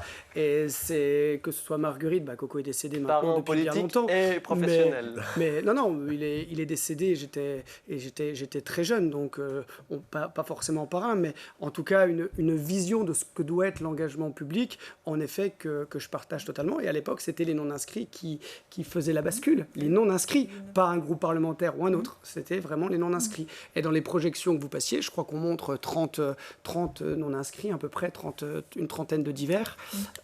Donc il faut voir aussi comment seront répartis les républicains, parce qu'ils n'ont pas non plus forcément toute la même vision des choses, donc comment sera constitué ce groupe. Donc c'est pour ça que attendons déjà d'avoir les résultats définitifs, plutôt que de faire encore des plombs sur la comète, qui à la fin... on se rendra compte qu'on a eu tout faux et on sera obligé de revenir en arrière et de se dire tiens, finalement il faut faire différemment. On écoute, si vous voulez bien, Sébastien Imbert, donc en sa qualité de secrétaire départemental du Rassemblement national, qui nous livre une petite analyse de l'échec du Rassemblement national sur les 4 circonscriptions. Sébastien Imbert au micro d'Anaïs Gall et Hélène Leplat. De manière générale, effectivement, il y a des résultats qui sont logiques. On sait qu'il y avait plus d'enjeux dans la 4e et dans la 2e, mais il y a une chose qu'on peut dire à l'échelle du département, c'est qu'aujourd'hui, le Rassemblement national est bien implanté dans les Vosges, va continuer son implantation dans les élections intermédiaires qui auront lieu, et nous espérons par la suite continuer à obtenir des élus dans le département qui continueront eux aussi à se battre pour nos territoires, parce que c'est la seule chose qui guide notre engagement. Allez, Sébastien Imbert, donc le secrétaire départemental du Rassemblement national. On n'a pas encore beaucoup commenté le résultat donc de Gaëtan Dussaucel, parachuté sur la circonscription de Saint-Dié-des-Vosges. On va y venir dans quelques instants certainement. On écoute, si vous voulez bien, Christophe Nejlen, ça va vous intéresser au premier rang, la réaction de Pierre-François, votre challenger sur la 3e circonscription. Je suis effectivement avec Pierre-François, bonsoir. Bonsoir. Alors ce soir, vous avez été battu par Christophe Nejlen assez largement. Tout d'abord, quelle réaction par rapport à ce score? Oui, donc arithmétiquement, il y avait quand même 30 points d'écart. Donc je suis quand même très satisfait d'avoir rassemblé largement finalement, puisqu'avec les reports de voix, je pouvais espérer 20%. Donc là, on est quand même plus de 5 points au-dessus de ce que je pouvais espérer. Néanmoins, on est passé à côté de la victoire. Mais je suis plutôt satisfait d'un point de vue général. J'ai félicité le député sortant, qui était quand même sans étiquette, ou en tout cas il était apparenté sans étiquette. Et puis voilà, je pense que l'implantation se fera dans le temps, et puis je pense que je me représenterai à toutes les élections dans cette circonscription. Voilà, les bases sont lancées. Comment vous expliquez que ça ait peut-être moins pris dans cette circonscription que dans d'autres alors? Je pense que c'est le candidat qui était en face de moi, qui rassemblait plus largement que moi en tout cas, qui avait fait donc un travail assez satisfaisant. Je pense que quand un député fait le travail, ça paye, on l'a vu avec lui, donc c'était assez difficile d'être en face. Néanmoins, j'estime avoir relevé le défi, c'était pas simple, et puis je suis plutôt fier de ce que j'ai fait finalement, et c'est bien aussi qu'il ait une petite opposition à montrer qu'il ne fait pas l'unanimité non plus. Christophe Najlen, une réaction aux commentaires, à l'analyse de Pierre-François qui a fait 1000 voix de plus entre le premier, un peu plus de 1000 voix, entre le premier, 1400, oui, ça fait une petite différence quand même, entre le premier et le second tour, 1400 voix supplémentaires. Oui, et moi, je n'ai pas regardé par contre, je ne sais pas combien je fais de plus. Je ne sais pas non plus, on va nous le dire. C'est intéressant de comparer l'évolution, parce que 1400 voix, en fin de compte, ça ne veut rien dire du tout. Sur sa déclaration et sur cette perspective d'implantation, c'est ce qui nous reste à rappeler. Oui, je crois que la candidate Zemmour faisait 700 voix, je crois que la candidate Patriote faisait 447 voix, donc vous voyez, 1200 voix en plus, grosso modo. Vous faites 6000 voix de plus. Voilà, donc grosso modo, lui a eu en plus les voix de la candidate Reconquête et de la candidate Patriote. Et moi, ce que je tiens quand même à dire que la campagne qu'on a menée avec Pierre-François a été extrêmement respectueuse. Et ça, c'est important. Je veux dire, il n'y a pas eu de coups bas, il n'y a pas eu d'invectives, contrairement d'ailleurs à ce qu'on pouvait voir avec la candidate NUPES, qui était beaucoup plus vindicative avec tout le monde, mais qui l'était beaucoup plus, et on sentait que l'esprit, entre guillemets, n'était pas extrêmement bon. Béatrice Pira. C'était pas du tout le cas avec le candidat Rassemblement National, où on a eu, je vous dis, moi, plutôt une campagne, des échanges et des débats qui était plutôt correct. Daniel Gremillet, on n'a pas encore parlé du report de voix des électeurs qui se sont exprimés en faveur de la NUPES au premier tour. Qu'en est-il? Quelle lecture vous avez de ce report de voix? On le sait qu'au niveau national, la question était la suivante. Quelle proportion d'électeurs de la NUPES vont se tourner vers le Rassemblement national ou vers des candidats de la majorité présidentielle ou même des Républicains? La NUPES étant un rassemblement assez divers. Je pense qu'il y a... Avec certains un petit peu plus hargneux que d'autres, on va dire? Non, mais avec des positionnements, c'est pour ça qu'il est reparti, Loup Noir-Clair, mais on aurait pu débattre effectivement combien de temps ça va durer. Combien de temps, effectivement, cette unité qu'ils ont su trouver, que je respecte, parce que je crois que là aussi, peu de personnes avaient imaginé qu'ils puissent trouver un accord aussi rapidement. Mais il y a tellement d'opposition dans cet accord sur des visions aussi stratégiques pour notre pays qu'effectivement, l'avenir va, à mon avis, nous apporter des éléments nouveaux sur la recomposition des sensibilités à l'Assemblée. 170 à 190 sièges à l'Assemblée nationale, oui. Ils ont véritablement une carte à jouer. Oui, sauf qu'à l'intérieur, et si vous prenez rien que sur le dossier énergétique que je connais un peu, quand vous voyez la différence qu'il peut y avoir entre les différentes familles qui composent la NUPES, je pense que ça va être complexe. Vous leur souhaitez bonne chance, c'est ça? Je pense que ça va être complexe. Et ça va être compliqué pour la France parce qu'il y a bien un point, et je rejoins complètement ce qu'a dit Christophe Najlen tout à l'heure, on a besoin d'avancer dans notre pays. Il y a eu 5 ans d'immobilisme, dossier énergétique, on paye cash les non-décisions qui ont été prises, qui n'ont pas été prises.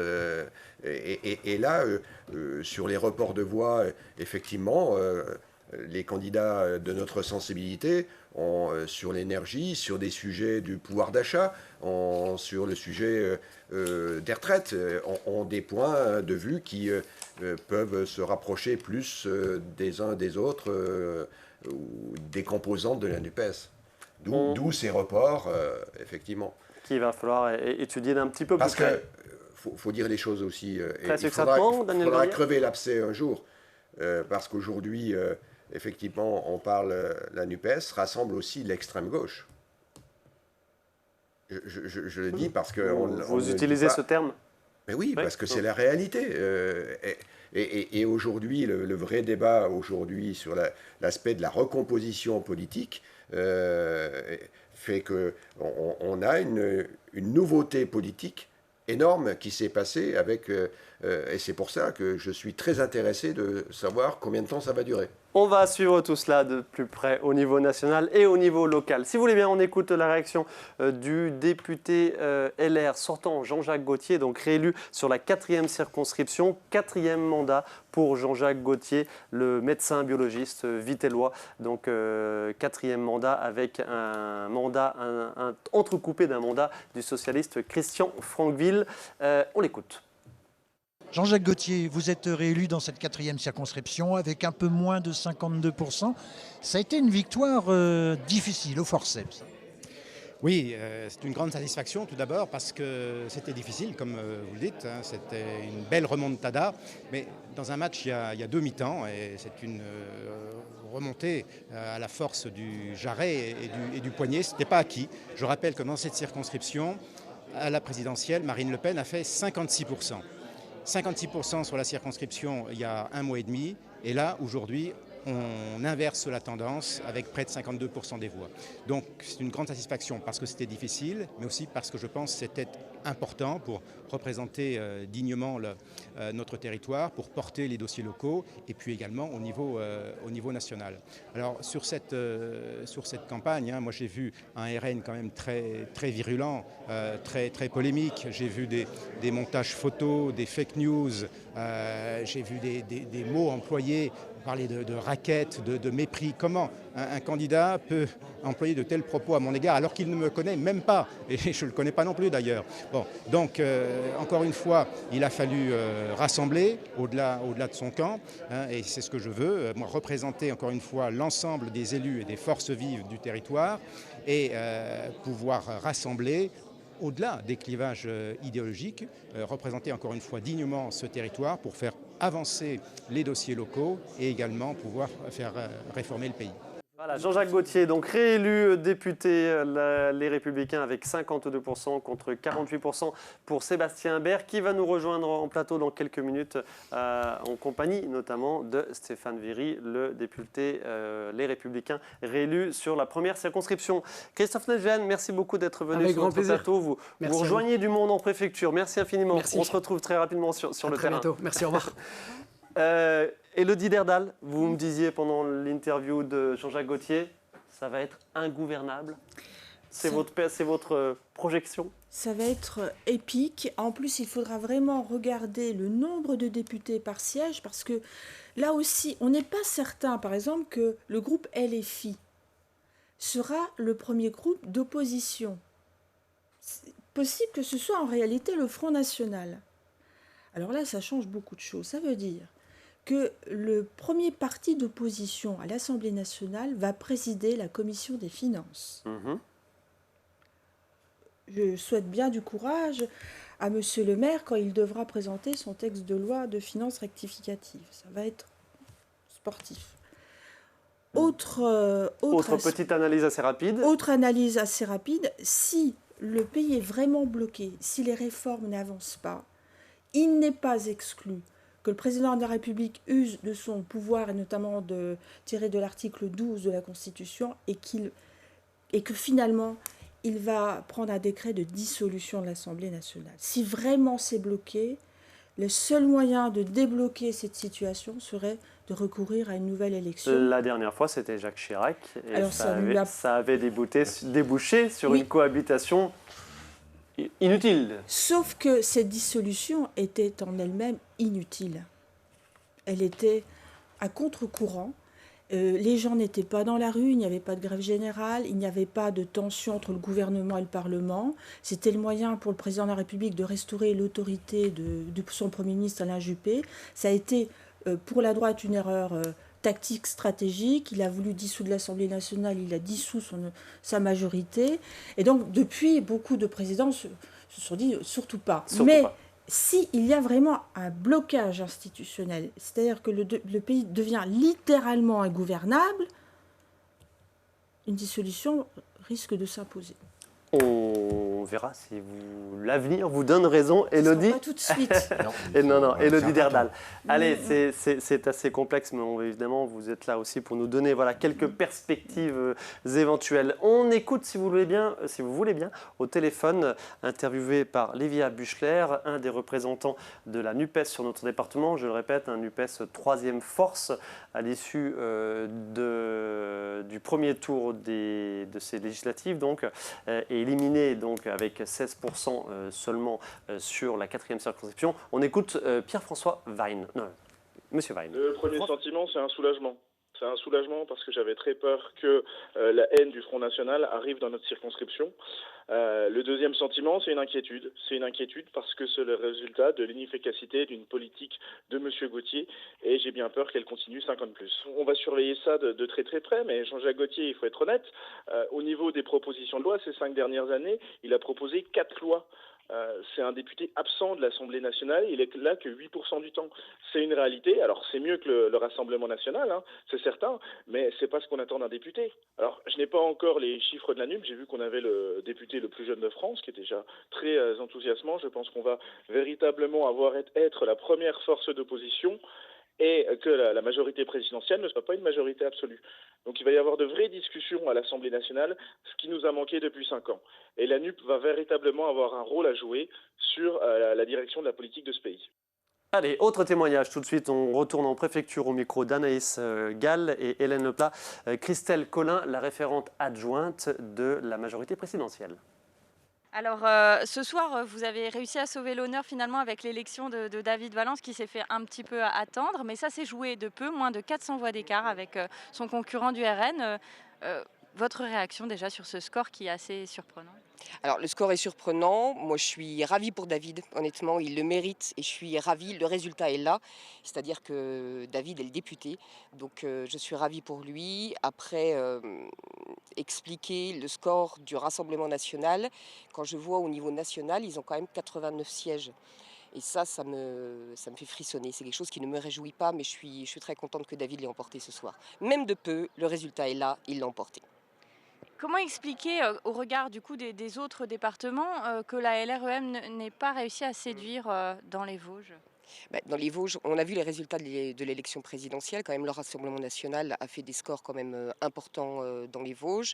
Historiquement, c'est quand même un département qui est très marqué à droite, c'est-à-dire par les Républicains, par le Rassemblement national de plus en plus. Et c'est vrai que la REM a du mal à s'implanter, je ne vais pas vous dire le contraire, quoi. Pourtant, on propose quelque chose, on essaie de proposer quelque chose de nouveau, mais on voit quelquefois le changement, c'est pas si simple. Et pourquoi on peut imaginer quelle est la raison finalement? La raison, c'est sans doute que le désintérêt aussi de nos concitoyens vis-à-vis de la politique. La promesse de renouveau, est-ce qu'elle a été tenue? Moi, je me pose cette question. Et puis là, de toute façon, on a affaire à des élections législatives un peu particulières. On est quand même avec un président sortant. On voit bien la campagne qui s'est menée. On voit bien qu'en général, que ce soit les Républicains, les autres partis, c'était contre Macron. Il y a vraiment une campagne contre Macron qui n'a pas aidé de toute façon le mouvement à s'implanter comme il fallait dans les Vosges. Allez, Daniel Gremier, justement, vous étiez en train d'en parler. On va rebondir évidemment sur cette déclaration de la référente adjointe de la majorité présidentielle, non pas la majorité En Marche, mais Renaissance désormais. C'est clairement un camouflet pour la majorité présidentielle sur ce scrutin. C'est la certitude qu'il n'y a pas d'adhésion au projet du président de la République et qu'on paye cash complètement l'absence de débat démocratique sur cette élection présidentielle.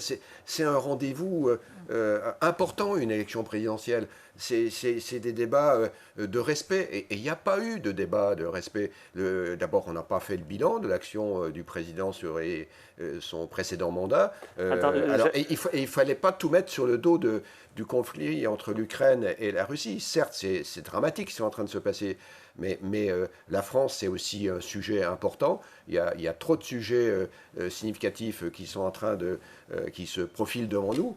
Je le dis notamment par rapport à la jeunesse.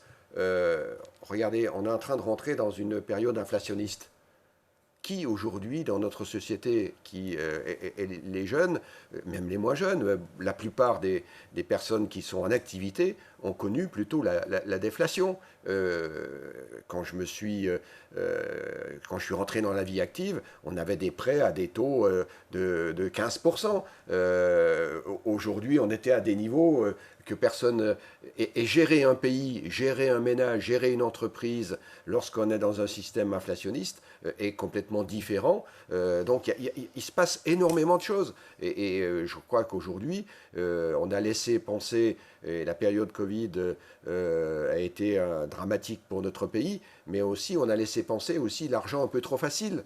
Et cet argent, il y a une dette. Alors certes, l'inflation fait qu'on rembourse un peu la dette, mais malgré tout, pour que ce pays s'en sorte, n'oublions pas les difficultés en termes de pouvoir d'achat que rencontrent des ménages dans notre département, dans tous les départements de notre territoire. Il y a des vrais sujets qui sont là, qui sont devant nous, et on n'est jamais rentré dans le débat démocratique d'un pays comme la France, qui était aussi important au moment des présidentielles, et on le paye complètement au niveau des législatives. Et c'est pour cela que le département des Vosges se distingue du maire très significatif, et je félicite l'ensemble des 4 députés élus, parce qu'effectivement, c'est ce travail de discours de vérité. Ils n'ont pas été que sur un discours national. Non, l'existence, la richesse des territoires, il faut parler des territoires, il faut parler des femmes et des hommes des territoires. Et il y aura un travail vraiment complémentaire entre le travail sénatorial, effectivement, et le travail de l'Assemblée nationale. Et je vois là, à travers cette majorité qui n'est pas, qui va bien falloir trouver au niveau de l'Assemblée nationale, le rôle vraiment capital du Sénat sur tous les grands rendez-vous qui se profilent devant nous. Daniel Gremier, merci infiniment de votre passage sur notre plateau. On vous avait dit de venir une demi-heure, vous êtes resté un petit peu plus longtemps. Merci infiniment, j'imagine que vous allez retrouver du monde en préfecture. À très bientôt sur le terrain et en plateau. Je pense qu'on va faire en sorte d'organiser des débats. Il y avait un débat qui avait commencé avec Lou Noirclair d'Europe Écologie Les Verts en début d'émission. Merci beaucoup Daniel Gremier. Et merci à vous parce que c'est important les sujets qu'on aborde d'une manière très simple dans notre département, et merci à Vosges TV. Eh bien écoutez, on fait notre métier tout simplement. Merci infiniment. Pendant qu'on accueille Stéphane Viry et Sébastien Habert qui va nous rejoindre en plateau, on se refait un petit tour des résultats. Allez, direction la première circonscription des Vosges avec bien sûr la victoire. Daniel Grumier, vous pouvez y aller, pas de souci. La victoire, merci infiniment, la victoire de Stéphane Viry, donc député des Républicains sortants qui s'impose avec 67% contre 32% pour Amy Moons, la toute jeune candidate inexpérimentée du Rassemblement national qui engrange toutefois 32% des voix. Deuxième circonscription, David Valence l'emporte tout juste, je vais me permettre de le dire encore, tout juste 50,55% face au candidat du Rassemblement national, le parachuté Gaëtan Dussaucet, 49,45%. Un score qui va faire couler beaucoup d'encre, qui va beaucoup faire parler sur la Déodacie et sur notre département. C'est à n'en pas douter. Deuxième circonscription où il y a eu un taux de participation de 47%. Allez, la troisième circonscription, nous avions Christophe Nejlen, donc il y a quelques instants sur notre plateau, donc largement réélu avec 74% des voix. Pierre-François, qui a promis tout à l'heure de rester sur la circonscription, a fait 25%. Et on finit donc avec la quatrième circonscription, celle de Neufchâteau. Jean-Jacques Gauthier, le député LR sortant, réélu avec 52% des voix, j'arrondis un petit peu, et Sébastien Habert, qui va pas tarder à nous rejoindre en plateau, 48%.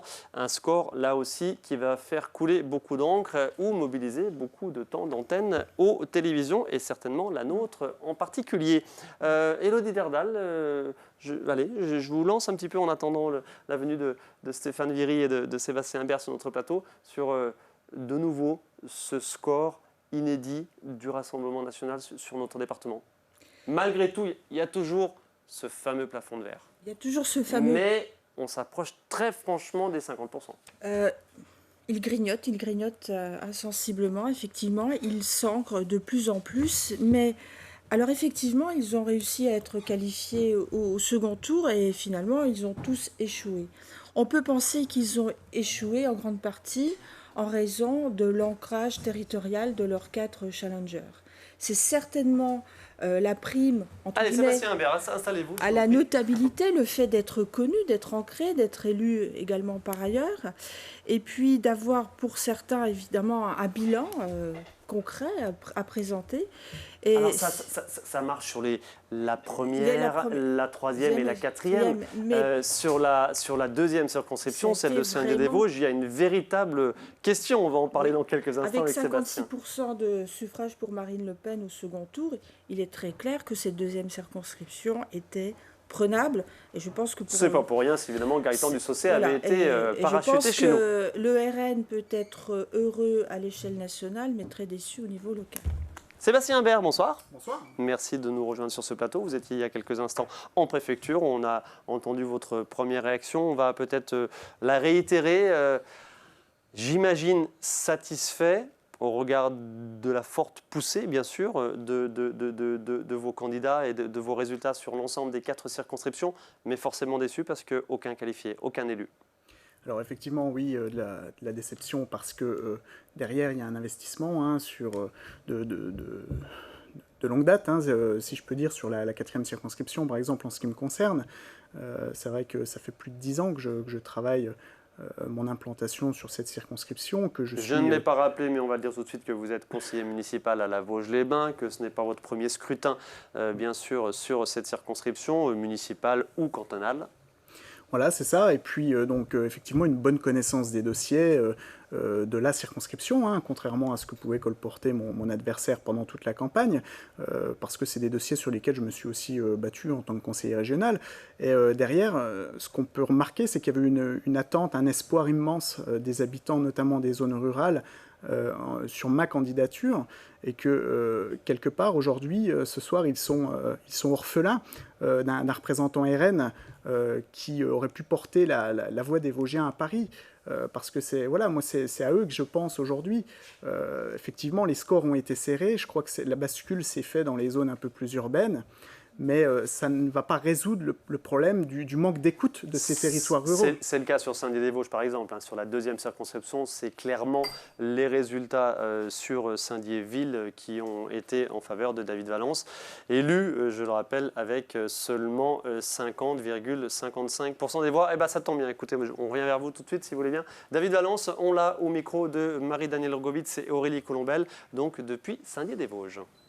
David Valence, alors élu député de la deuxième circonscription des Vosges, avec 300 voix d'avance seulement. 342 voix d'avance en effet. Je crois que ce qui compte aujourd'hui, c'est le résultat. Et ce que je vois, c'est qu'on l'a emporté, y compris dans des petites communes rurales, à Luce, à Lubin, au Roulier de Vendbruyère, à Dossel, à Chenilménil. Et dans les communes importantes de la circonscription, hormis Saint-Dié, c'est souvent le Rassemblement national qui l'a emporté. Je pense à Raon-l'Étape, je pense à Anoult, je pense à Moyen-Moutier, qui sont deuxième, troisième et quatrième communes de la circonscription. Donc ce qu'on voit aujourd'hui, c'est la nécessité exprimée par les citoyens de mieux expliquer. Et puis quand même, moi ce qui me frappe, c'est le fait qu'un électeur sur 2 ne s'est pas déplacé. Et donc ce résultat, moi je l'accueille avec beaucoup d'humilité, parce que je sais à qui je le dois, à ceux qui se sont battus, à ceux qui m'ont soutenu, et beaucoup d'humilité parce qu'à partir d'aujourd'hui, je suis le député de tous les habitants de cette circonscription et je dois me mettre en capacité de travailler avec tous. Est-ce que Paris, est-ce que la Première ministre vous a appelé, par exemple, ou est-ce que vous avez appelé Paris ? Moi, ce que j'ai regardé dans les minutes qui se sont écoulées, c'est surtout les résultats des communes qui arrivaient les uns après les autres. Et donc, je suis absolument incapable aujourd'hui de vous dire qui m'a appelé sur mon téléphone parce que j'ai surtout regardé ce qui arrivait sur les fils de discussion. Moi, ce que je vois, c'est que notre pays va être difficile à gouverner avec l'Assemblée qui a été dégagée des urnes, où malgré tout la majorité présidentielle reste l'ensemble le plus gros numériquement, donc a vocation à gouverner le pays, mais dans des systèmes de compromis et d'alliances dont on n'a pour le moment pas l'habitude en France. Il va falloir les inventer. Allez, David Valence, je pensais que Marie-Danielle Rogovitz, elle a parlé de Paris et je pensais qu'elle allait peut-être parler du secrétariat d'État au transport qui n'est toujours pas occupé pour l'heure. Et je précise qu'Elisabeth Borne est élue députée, donc évidemment elle va garder son poste de Premier ministre. Sébastien Imbert, David Valence vient d'évoquer à l'Assemblée nationale. Percée historique du Rassemblement national au Palais Bourbon. Vous passez grosso modo de 8 à 90 députés. C'est historique. C'est effectivement historique et j'ai envie de dire c'est normal compte tenu des scores que Marine réalise à l'élection présidentielle. Et je pense que même si on avait une élection qui se jouait à la proportionnelle, nous aurions encore plus de députés parce que c'est ça l'intérêt aujourd'hui, c'est que si les citoyens se détournent des urnes, c'est parce qu'il y a une crise dans la représentativité. Je pense même qu'à l'échelle du département des Vosges, il est logique qu'un parti comme le nôtre, qui arrive en tête et qui est peut-être même en tête aujourd'hui en termes de voix, si on additionne les 4 circonscriptions, c'est vrai qu'il serait logique qu'il y ait à minima un député Rassemblement national à Paris. Voilà. Sébastien Imbert, qu'est-ce que vous allez en faire de ces 90 sièges à l'Assemblée nationale? Comment vous allez vous positionner? Quelles vont être vos ambitions, tout simplement? Écoutez, comme on l'a rappelé tout au long de la campagne, c'était aussi un slogan. L'idée, c'était de ne pas laisser les pleins pouvoirs à Emmanuel Macron, pour ne pas qu'il accentue la casse sociale qu'il a commencé d'opérer sur sa précédente mandature, pour se battre notamment aussi contre la retraite à 65 ans, pour agir en faveur de nos territoires ruraux. Voilà, ça va être du concret, mais l'idée principale, c'est vraiment de ne pas laisser les pleins pouvoirs à Emmanuel Macron, parce qu'il est vrai que si on prend des députés d'autres formations politiques comme les Républicains votent la majorité des textes de La République En Marche, et ce n'est pas forcément des textes qui vont en faveur de nos territoires oubliés de la République. 1140 voix d'écart sur votre circonscription, sur celle de Neufchâteau. 1140 voix d'écart avec Jean-Jacques Gaultier sur un total de quelques 30 000. Oui, alors... Qu'est-ce qui vous a manqué, Sébastien Imbert? Alors, ce qui m'a manqué, je pense, c'est finalement le vote urbain, c'est de convaincre dans les villes. Puisque je pense que voilà, Jean-Jacques Gaultier a fait le plein sur Vittel, qui est une commune où il est implanté. Je pense que l'électorat urbain va un petit peu moins dans le sens du Rassemblement national, parce que c'est un électorat qu'on considère de favoriser dans les politiques publiques, et ce qui est vrai, hein, on le voit, c'est toujours dans les gros centres-bourgs qu'on concentre l'essentiel des services publics, l'essentiel des activités économiques, et finalement, ces territoires-là n'ont pas les mêmes difficultés que le reste de la population rurale, notamment sur la plaine des Vosges. Moi, j'ai par exemple aussi une pensée pour les habitants de Darney qui vont perdre leur bureau de poste dans les semaines à venir. Voilà, ça c'est du concret, et c'est ce que vivent les ruraux au quotidien. Sébastien Imbert, notre département sur pas mal de thématiques, la santé, l'économie, est assez novateur, assez innovant pour la revitalisation ou le maintien d'un certain dynamisme dans le secteur rural. Je pense évidemment à Michel Fournier, hein, le président de l'Association des maires ruraux des Vosges, président national des maires ruraux, et qui en avait été l'instigateur au niveau national, au niveau local et au niveau national. Il a accueilli à 2 reprises, enfin il a accueilli une fois, mais longtemps, Emmanuel Macron. Il était dans l'oreille d'Emmanuel Macron. Ça ne suffit pas selon vous? Il faut aller encore plus loin dans le soutien des services publics, dans le maintien des services publics. Quelle est la thématique sur laquelle vous avez envie de travailler, et votre groupe travaillera au niveau national? Si vous voulez, effectivement, les maires ruraux n'ont obtenu que des miettes. Si on prend le calendrier rural, finalement, c'est pas un développement massif de la ruralité comme nous le prônons. C'est-à-dire que nous, on avait des mesures fiscales en faveur des entreprises qui souhaitaient s'installer dans les zones rurales. On avait, pour la question des déserts médicaux, on voulait mettre des fonds très important dans ces territoires-là pour les revitaliser, parce que si les médecins ne s'y installent pas, c'est aussi par manque d'attractivité. Donc, les maisons de santé continuent de prospérer sur l'ensemble du département. Bien sûr, on a des créations de maisons de santé qui peuvent être une des réponses, mais moi, par exemple, en tant qu'élu de la Vosges-les-Bains, on a une maison de santé qui existe depuis quelques années, mais depuis quelques années, nous n'avons toujours pas réussi à recruter de médecins généralistes. Donc, c'est pas c'est pas une réponse à toutes les problématiques. Je pense que le manque d'attractivité d'un territoire fait aussi qu'il se retrouve se transforme progressivement en déserts médicaux. Quel médecin voudrait s'installer dans une commune qui perd progressivement ses services publics, peut-être demain un collège, peut-être demain une école, qui perd progressivement tous les services qui font que c'est un cœur de bourg attractif. Voilà, c'est ça finalement la problématique qu'on retrouve un petit peu partout dans la plaine des Vosges et même dans le département des Vosges de manière générale. Que répondre aux critiques nombreuses du parachutage de Gaëtan Dussaucé sur la circonscription de Saint-Dié-des-Vosges qui a malgré tout engendré 49,45% des suffrages? Ce que je remarque, c'est que Gaëtan Dussaucé, même s'il est arrivé assez tardivement dans le département des Vosges, il a réussi à écouter, à comprendre les enjeux de cette circonscription, les problématiques, les difficultés qu'avait la population de cette circonscription, ce qui n'est pas forcément le cas de David Valence, malgré le cumul des différentes fonctions qu'il a dans différentes collectivités. Je crois que ce qu'attendent les habitants d'un territoire, c'est qu'on les écoute, c'est qu'on soit présent. Moi, on m'a reproché avec tort de ne pas être présent, soi-disant, dans l'ensemble des réunions de la circonscription. Néanmoins, ça ne m'empêche pas d'être à la rencontre régulièrement des acteurs de nos territoires, des habitants à travers nos actions militantes, mais aussi en première ligne sur les dossiers à travers mon mandat de conseiller régional.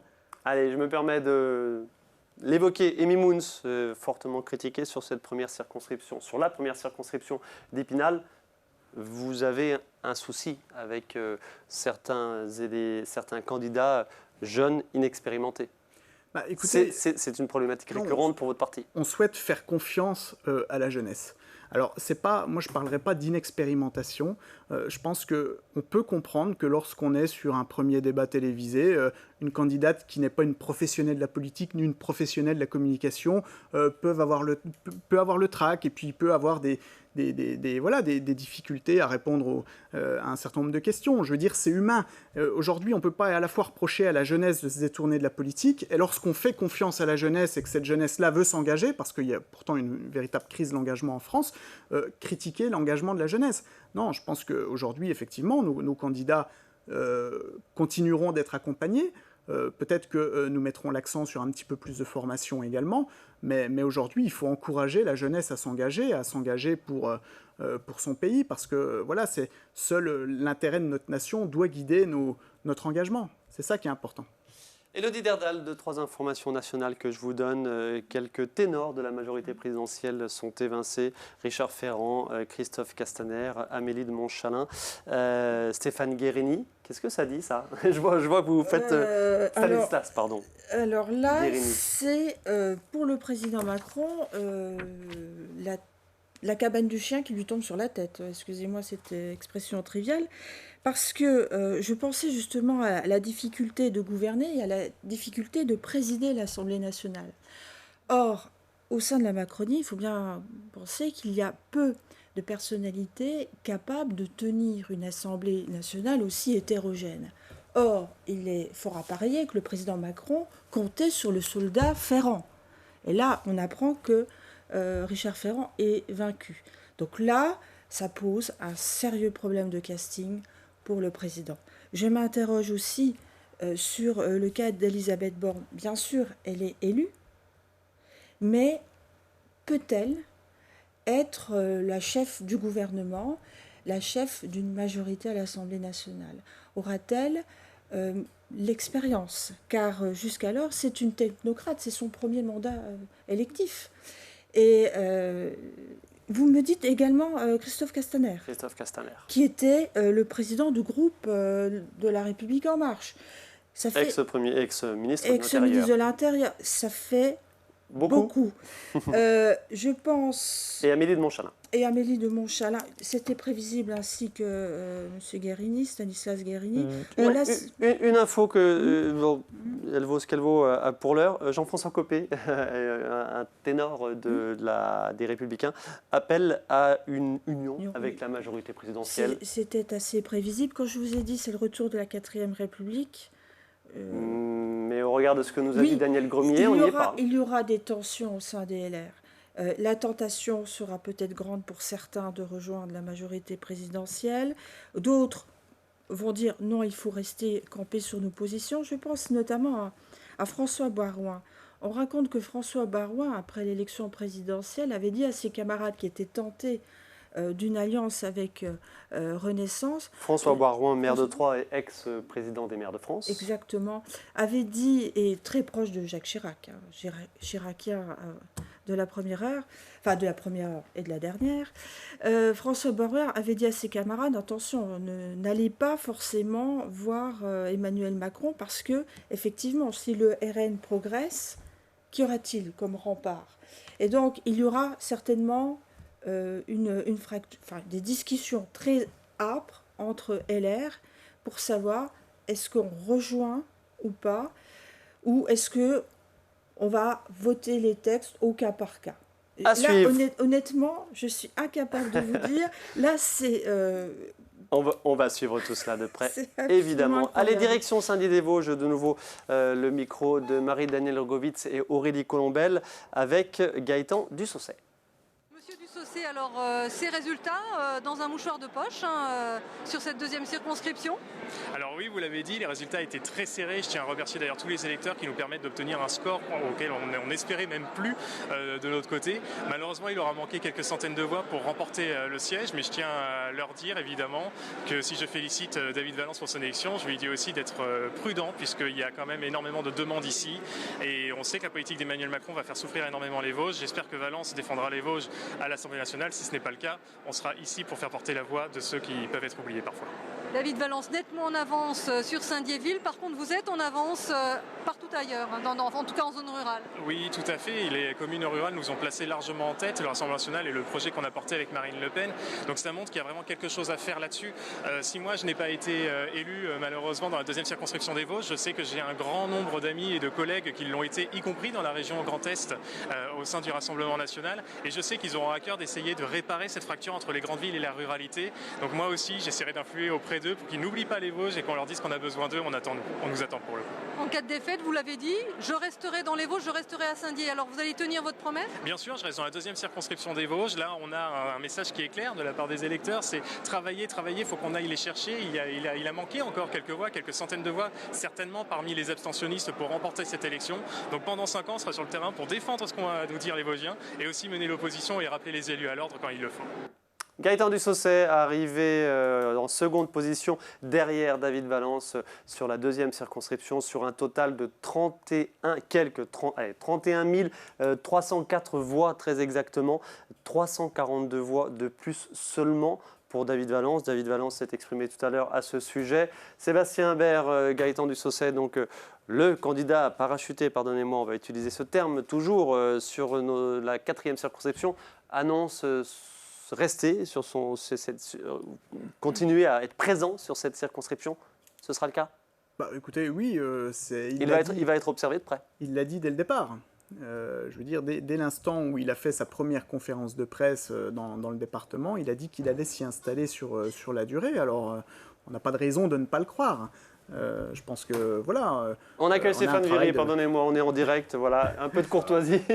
Bonjour, bonsoir Stéphane Viry, bienvenue sur notre plateau. Allez-y Sébastien. Et donc le travail d'implantation va se poursuivre sur la deuxième circonscription. Évidemment. Alors c'est peut-être un petit peu tôt évidemment pour le dire, mais avec des ambitions pour d'autres mandats sur cette circonscription, sur cette Déodacie, sur ce Piémont?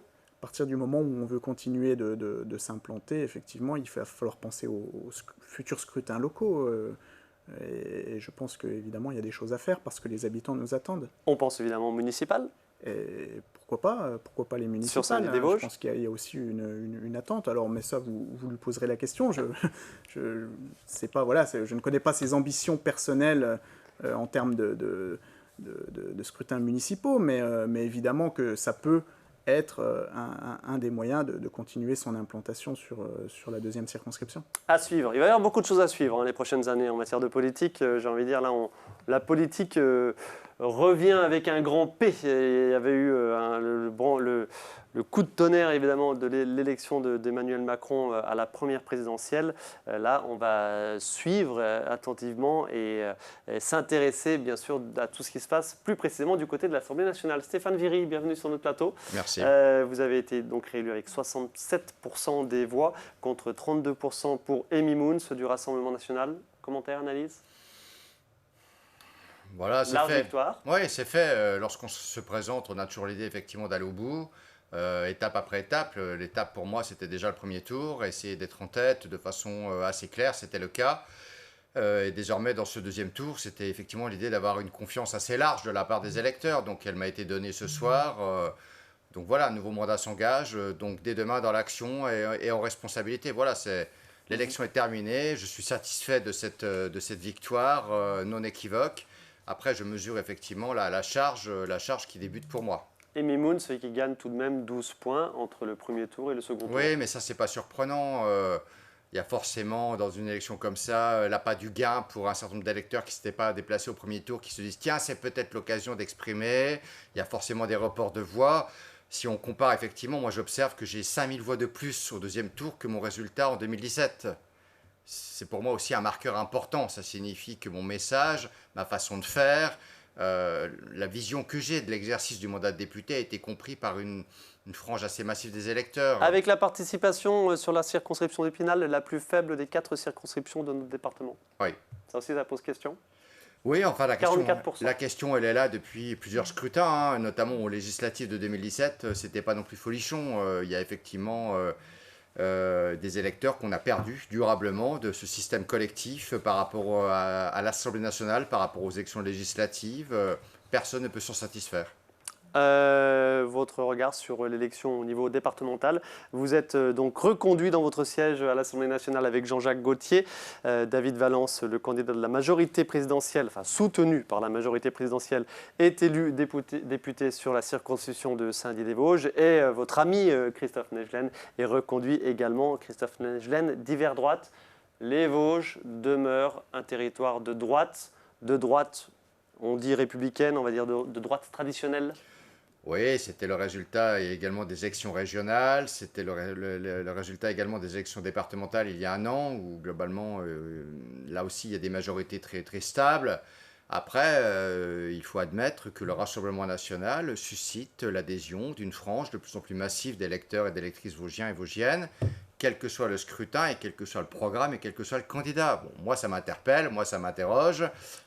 C'est aussi... Quelle lecture vous en avez? Profitons-en. Quelle lecture vous en avez? Quel reproche Alors, peut-être s'agissant des élections législatives, encore pour certains, une méconnaissance du rôle et de la fonction du député. On essaie de lui assigner des missions, des tâches qui ne sont pas celles d'un député. On essaye, et je le déplore, de politiser l'élection, alors que pour moi, ce n'est pas une élection vraiment à connotation partisane. Bien sûr que les candidats doivent avoir un socle de conviction, mais moi, je déplore... Avec cette singularité, effectivement, que les conséquences au niveau national sont d'une importance capitale. Mais moi, pour vous dire les choses, il y a des candidats ici qui ont besoin de mettre Marine Le Pen sur leur affiche, Emmanuel Macron, ou Éric Zemmour, ou Jean-Luc Mélenchon. Je le redis, ce n'était pas le troisième tour des présidentielles. C'était le choix d'un homme ou d'une femme pour incarner une fonction, pour représenter les Vosgiens et les Vosgiennes, par rapport à qui ils sont. Donc voilà, il y a une confusion qui est faite, et tout ça, à mon avis, abîme ce qu'on doit attendre d'un député. Et Stéphane Viry, on voit le tableau, pardonnez-moi, on voit le tableau du poids des différentes familles politiques sur notre département, donc vraiment sur les 4 circonscriptions. 39% pour le Rassemblement national, 42% pour les Républicains. Divers droite, ben voilà, c'est Christophe Naegelen, 17-35, et la majorité présidentielle ensemble, David Valence, Saint-Dié-des-Vosges, 13%. Ça fait des années qu'on parle de pédagogie, d'accompagnement. Est-ce que vous avez le sentiment que tout est clair? Est-ce que vous avez le sentiment que la façon dont le message est donné aux téléspectateurs, aux auditeurs, aux lecteurs de la presse, que tout est fait pour qu'ils comprennent les choses?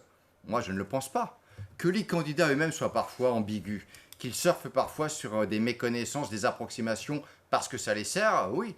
Après, ce n'est pas la seule explication, comment dirais-je, de ces votes de protestation. Il y a aussi une inefficacité des résultats politiques dans la façon dont la France est portée et pilotée.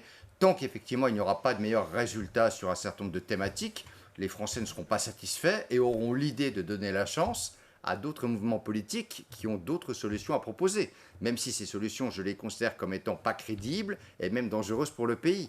Donc il y a à la base, certes, un problème de conscience ou de culture politique par rapport à la fonction, mais aussi un problème d'efficacité dans les décisions. Et puis deuxièmement, peut-être un sentiment de déclassement, d'abandon, de désertification de la part d'une frange de la ruralité qui peut avoir le sentiment, à tort, d'être oublié des décideurs politiques. On écoute Amy Moons, votre challengeuse sur la première circonscription d'Épinal. Amy Moons nous a rejoint à la préfecture. Bonsoir. Bonsoir. Alors ce soir, vous avez été battu par votre concurrent Stéphane Viry assez largement finalement. Quel commentaire vous faites de ce résultat ? Tout d'abord, je le félicite parce qu'il a quand même fait une belle campagne et je suis franchement très contente du score que j'ai fait, même si on s'en doutait un peu parce qu'il y avait quand même quasiment 6000 voix à rattraper, ce qui n'était pas impossible, mais quand même quelque chose d'assez dur. Et je me dis déjà, je suis passée au second tour, ce qui est déjà énorme puisque aucun candidat du Rassemblement national n'était passé. On est tous les 4 là au second tour, donc c'est déjà quand même quelque chose d'incroyable. Par rapport à 2017, vous voulez dire ? Oui, c'est ça, par rapport à 2017. Alors, malgré cette défaite, vous avez quand même fait 3000 voix de plus qu'au premier tour. Ça veut dire qu'il y a un report de voix qui s'est fait. Vous êtes satisfaite quand même de ça, j'imagine ? Ah oui, je suis quand même contente que les Vosgiens se sont déjà déplacés pour aller voter. En plus, ils ont voté pour le Rassemblement national, ce qui est déjà extraordinaire. Et je suis vraiment contente. On voit que malgré les fronts qu'on fait contre nous, les gens ont quand même quelque chose à dire. Les gens continuent de voter pour le Rassemblement national. Ça montre bien qu'on est ancré et qu'on a vraiment des convictions et des valeurs à défendre. Et qu'on va continuer, on va poursuivre. Et moi, pendant 5 ans, je vais être sur le terrain, je vais continuer, je vais lutter pour les Vosgiens qui ont voté pour moi et aussi ceux qui n'ont pas voté pour moi pour améliorer le quotidien. Sébastien Imbert, comment vous allez l'accompagner, cette jeune candidate ? Écoutez, nous, les candidats vont, dans les mois à venir, commencer à travailler sur leur implantation. Donc, on va travailler sur de la formation, sur de la formation technique, parce que c'est vrai que la politique, c'est de plus en plus technique. Aujourd'hui, on ne fait plus de la politique comme il y a 20 ans. Donc, il y a une technicité aujourd'hui à acquérir pour, dans les différents postes qui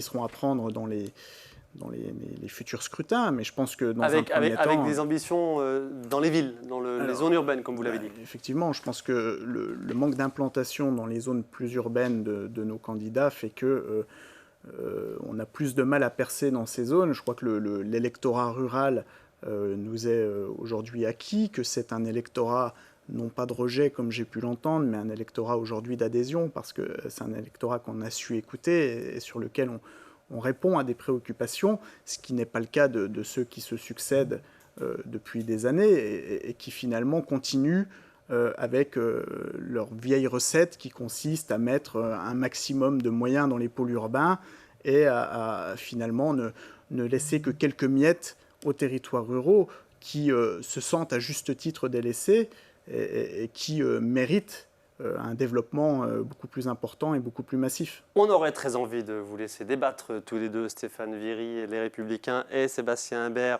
Rassemblement national, mais ce sera pour plus tard, si vous voulez bien. On est sur une soirée de résultats d'élections, et je vous propose d'ailleurs, Stéphane Viry, de regarder avec nous les résultats au niveau national. Ce sont des projections avec, grosso modo, 70% de dépouillement. Allez, le nombre de sièges donc, à la future Assemblée nationale, ah oui, c'est moins que ce qu'on avait. Ouh, ça me semble bizarre. Nombre de sièges, non. C'est très partiel, mais il y a des choses un petit peu bizarres. NUPES, 96 sièges. Non, on va oublier ce tableau. À mon avis, il y a quelques erreurs un petit peu flagrantes. Non, on va se refaire tout ça tout de suite en coulisses. Stéphane Viry, les projections dans le Palais Bourbon, on le sait, ça va être très compliqué. Les négociations sur chaque texte de loi, les alliances éventuelles. Jean-François Copé, je ne sais pas si vous l'avez entendu, Jean-François Copé a d'ores et déjà appelé à une alliance avec la majorité présidentielle. Où va-t-on? Où vont les Républicains? Les Républicains, ils vont assumer leur rôle de parlementaire. Et tout à l'heure, vous disiez la politique avec un grand P. Écoutez, le Parlement avec un grand P. On va peut-être enfin sortir d'un régime présidentiel où tout venait du château, de l'Élysée, et l'Assemblée nationale n'était qu'une chambre d'enregistrement, à tort. Désormais, il va falloir composer avec des députés qui auront leur mot à dire, qui devront compter par rapport à des orientations politiques, par rapport à des projets de loi. Donc moi, je trouve que ce soir, c'est déjà, par le choix des Français, par leur vote, c'est plutôt quelque chose qui est assez prometteur en termes de vitalité du Parlement. Et pour moi, ce soir, c'est le premier message et le premier renseignement.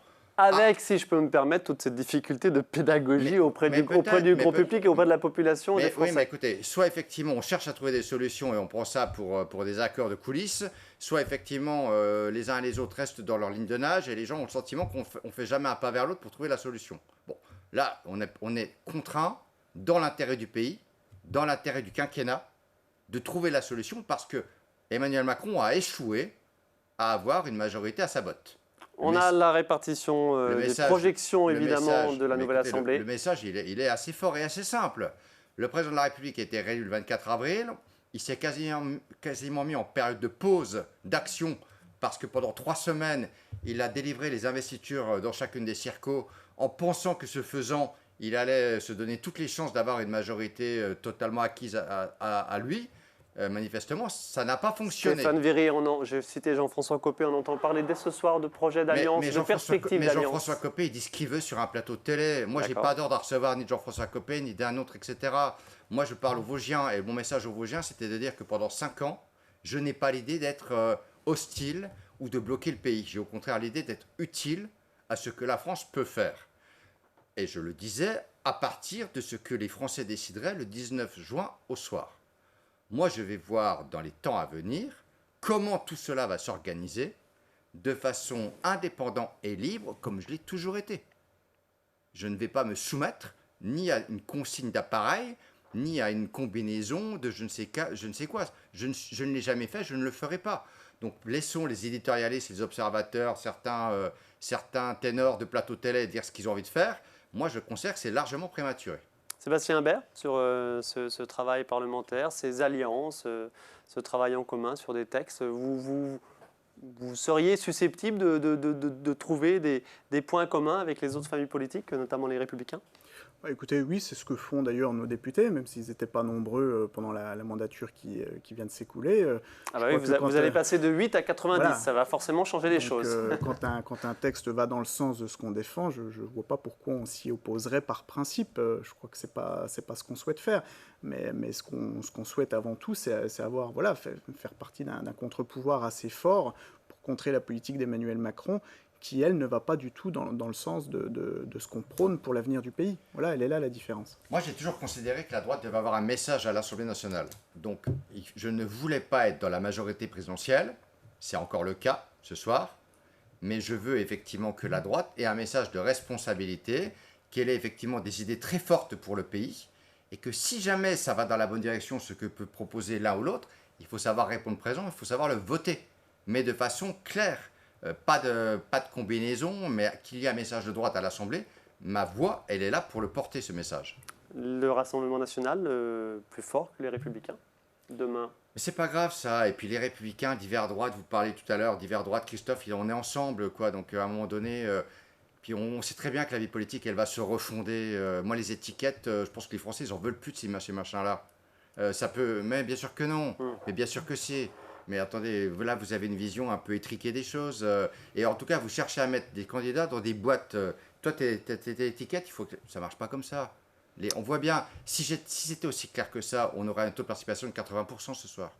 Affaire à suivre, Stéphane Viry. On écoute, si vous voulez bien, Caroline Privat-Mattioni, qui vous adresse a priori justement un message. La candidate LR battue lors de ce premier tour des élections législatives sur la circonscription de Saint-Dié-des-Vosges. Tout d'abord, féliciter le candidat élu. C'est déjà une première chose. C'est vrai que l'écart n'est pas énorme, mais il est élu, donc la démocratie a parlé. Le Rassemblement national, c'est vrai qu'il avait déjà fait très fort au niveau des présidentielles, il ne faut pas non plus l'oublier. On est qu'à quelques semaines entre ces deux élections, donc ça joue obligatoirement aussi dans les votes. Et puis, le plus gros sujet, je dirais que c'est l'abstention, puisqu'on a quand même un fort taux d'abstention, et je trouve que dans ces élections-là, c'est toujours dérangeant d'avoir autant d'abstention. Ça veut dire que les personnes ne vont plus voter. Alors, la majorité présidentielle, d'après ce qu'on peut voir, elle n'est pas très très forte. Donc, je pense qu'il y aura, j'espère en tout cas, que ça va être entendu, que ce signal fort va être entendu du gouvernement. Allez, on se refait un dernier tour, si vous voulez bien, des résultats sur les 4 circonscriptions de notre département. Et on terminera cette émission résultats, donc spéciale en direct, second tour des élections législatives. Stéphane Viry, vous l'avez emporté, le député sortant Les Républicains, sur la première circonscription, celle d'Épinal, avec 67% des voix, face à Amy Moons, 32%. Sur la deuxième circonscription, qui était regardée de près au niveau national, David Valence, le maire de Saint-Dié-des-Vosges et conseiller régional, l'a emporté avec 50,55% des voix sur le Rassemblement national, 49,45%. Un score très très serré qui va faire certainement couler beaucoup d'encre. On aura l'occasion d'y revenir. La troisième circonscription, nous sommes avec Christophe Najlen qui l'a emporté, le député sortant UDI et les indépendants, avec, on l'a compris tout à l'heure, il nous l'a explicité, la possibilité pour lui d'aller dans un autre groupe. Enfin bref, on va suivre tout ça évidemment dans les prochaines semaines. Et Pierre-François, le candidat du Rassemblement national, 48%, c'était assez... Pierre-François, je ne sais plus combien il a fait. Mais là, on est sur la quatrième circonscription, il commence à se faire tard. Jean-Jacques Gauthier l'a emporté avec 52%, le député sortant Les Républicains, face à Sébastien Imbert qui est toujours avec nous en plateau, 48%. On rappelle la participation aussi sur notre département, seulement 46,63% à ce second tour, en perte de 3 points, puisqu'elle était de 49% lors du premier tour. Allez, Stéphane Viry, conclusion en 10-20 secondes. Écoutez, tout reste à faire. C'est un nouveau mandat qui commence pour moi, en action dès demain, dans l'intérêt des Vosgiens et des Vosgiennes. Ça va être un quinquennat dur mais important pour le pays, donc droit devant. Passionnant à suivre, bien évidemment. Sébastien Imbert. Écoutez, une implantation qui se confirme. Aujourd'hui, en nombre de voix, nous sommes les premiers dans le département. Alors je pense et j'espère que les modes de scrutin pourront évoluer dans les années à venir, qu'on tendra vers plus de proportionnel pour qu'il y ait une vraie représentativité, parce que je sens une grande partie des Vosgiens ce soir orphelins, puisque finalement, nous n'avons pas de représentants du Rassemblement national à Paris à l'issue de ce scrutin. Et justement, la proportionnelle, j'avais dit tout à l'heure en début d'émission, Élodie, que vous souhaitiez en parler, c'est peut-être l'occasion, mais alors super rapidement. Très rapidement, s'il y avait un scrutin proportionnel et que la France était une seule et même circonscription, il y aurait, à l'issue du premier tour, parce qu'il n'y en aurait qu'un, 168 députés d'ensemble, 167 de la NUPES, 121 du RN, 73 LR-UDI à peu près comme aujourd'hui, et 28 de Reconquête. Donc la question de savoir est-ce que les partis politiques, toutes les sensibilités sont représentées, la réponse est oui. Oui, à l'exclusion sans doute de Reconquête, mais... Nous entrons, on l'a dit tout à l'heure, dans une nouvelle système multipartite et dans une nouvelle ère de négociation politique. C'est une 5e République qui revient un petit peu à la 4e. Et là, c'est la constitutionnaliste qui parle depuis le temps que je dis à mes étudiants que nous sommes dans un régime parlementaire et que personne ne veut me croire. Eh bien là, les Français vont le comprendre. Nous sommes dans un régime parlementaire. Le gouvernement ne pourra tenir que s'il a la confiance de la majorité des députés. Merci infiniment à tous les trois de votre participation à cette émission. Merci à tous nos invités qui se sont succédés sur le plateau. Je ne peux pas terminer cette émission sans adresser un très chaleureux au revoir à Jean-Christophe Defranou, notre réalisateur qui nous quitte Vosges Télévisions. Donc toute l'équipe se joint à moi évidemment pour le saluer. D'ailleurs, sauf erreur de ma part, on a peut-être une toute petite surprise. Je crois qu'on peut avoir quelques images de lui, vous le montrer en plein travail. Est-ce que le direct en HF va fonctionner? On en profite, on est certes sur une soirée électorale, mais c'était quand même l'occasion de vous montrer aussi les forces vives de Vosges Télévisions. A-t-on Jean-Christophe Defranou en image ou pas? Non, a priori on n'a pas. Bah, écoutez, tant pis. Allez, bye bye Jean-Christophe et à bientôt. Merci à toutes les équipes de Vosges Télévisions qui se sont fortement mobilisées, bien sûr, sur le terrain, en préfecture, en coulisses. On ne se rend pas bien compte ici, on est tranquille dans le plateau, mais à l'extérieur, ça bourdonne dans tous les sens, voilà, pour vous donner les réactions, les résultats. Et c'est ce que nous nous sommes évertués à faire pendant un peu plus d'une heure et demie. Merci encore à nos invités sur le plateau. Merci à vous de votre attention. Et on va suivre, comme on l'a dit tout à l'heure avec Stéphane Viry, on va suivre cette nouvelle ère politique avec un grand P. Ceux qui n'ont pas eu l'occasion de voir le début de cette émission, restez sur notre antenne. Elle est entièrement rediffusée tout de suite après. Merci infiniment de votre attention. Merci à toutes les équipes de Vosges Télévisions et à très vite.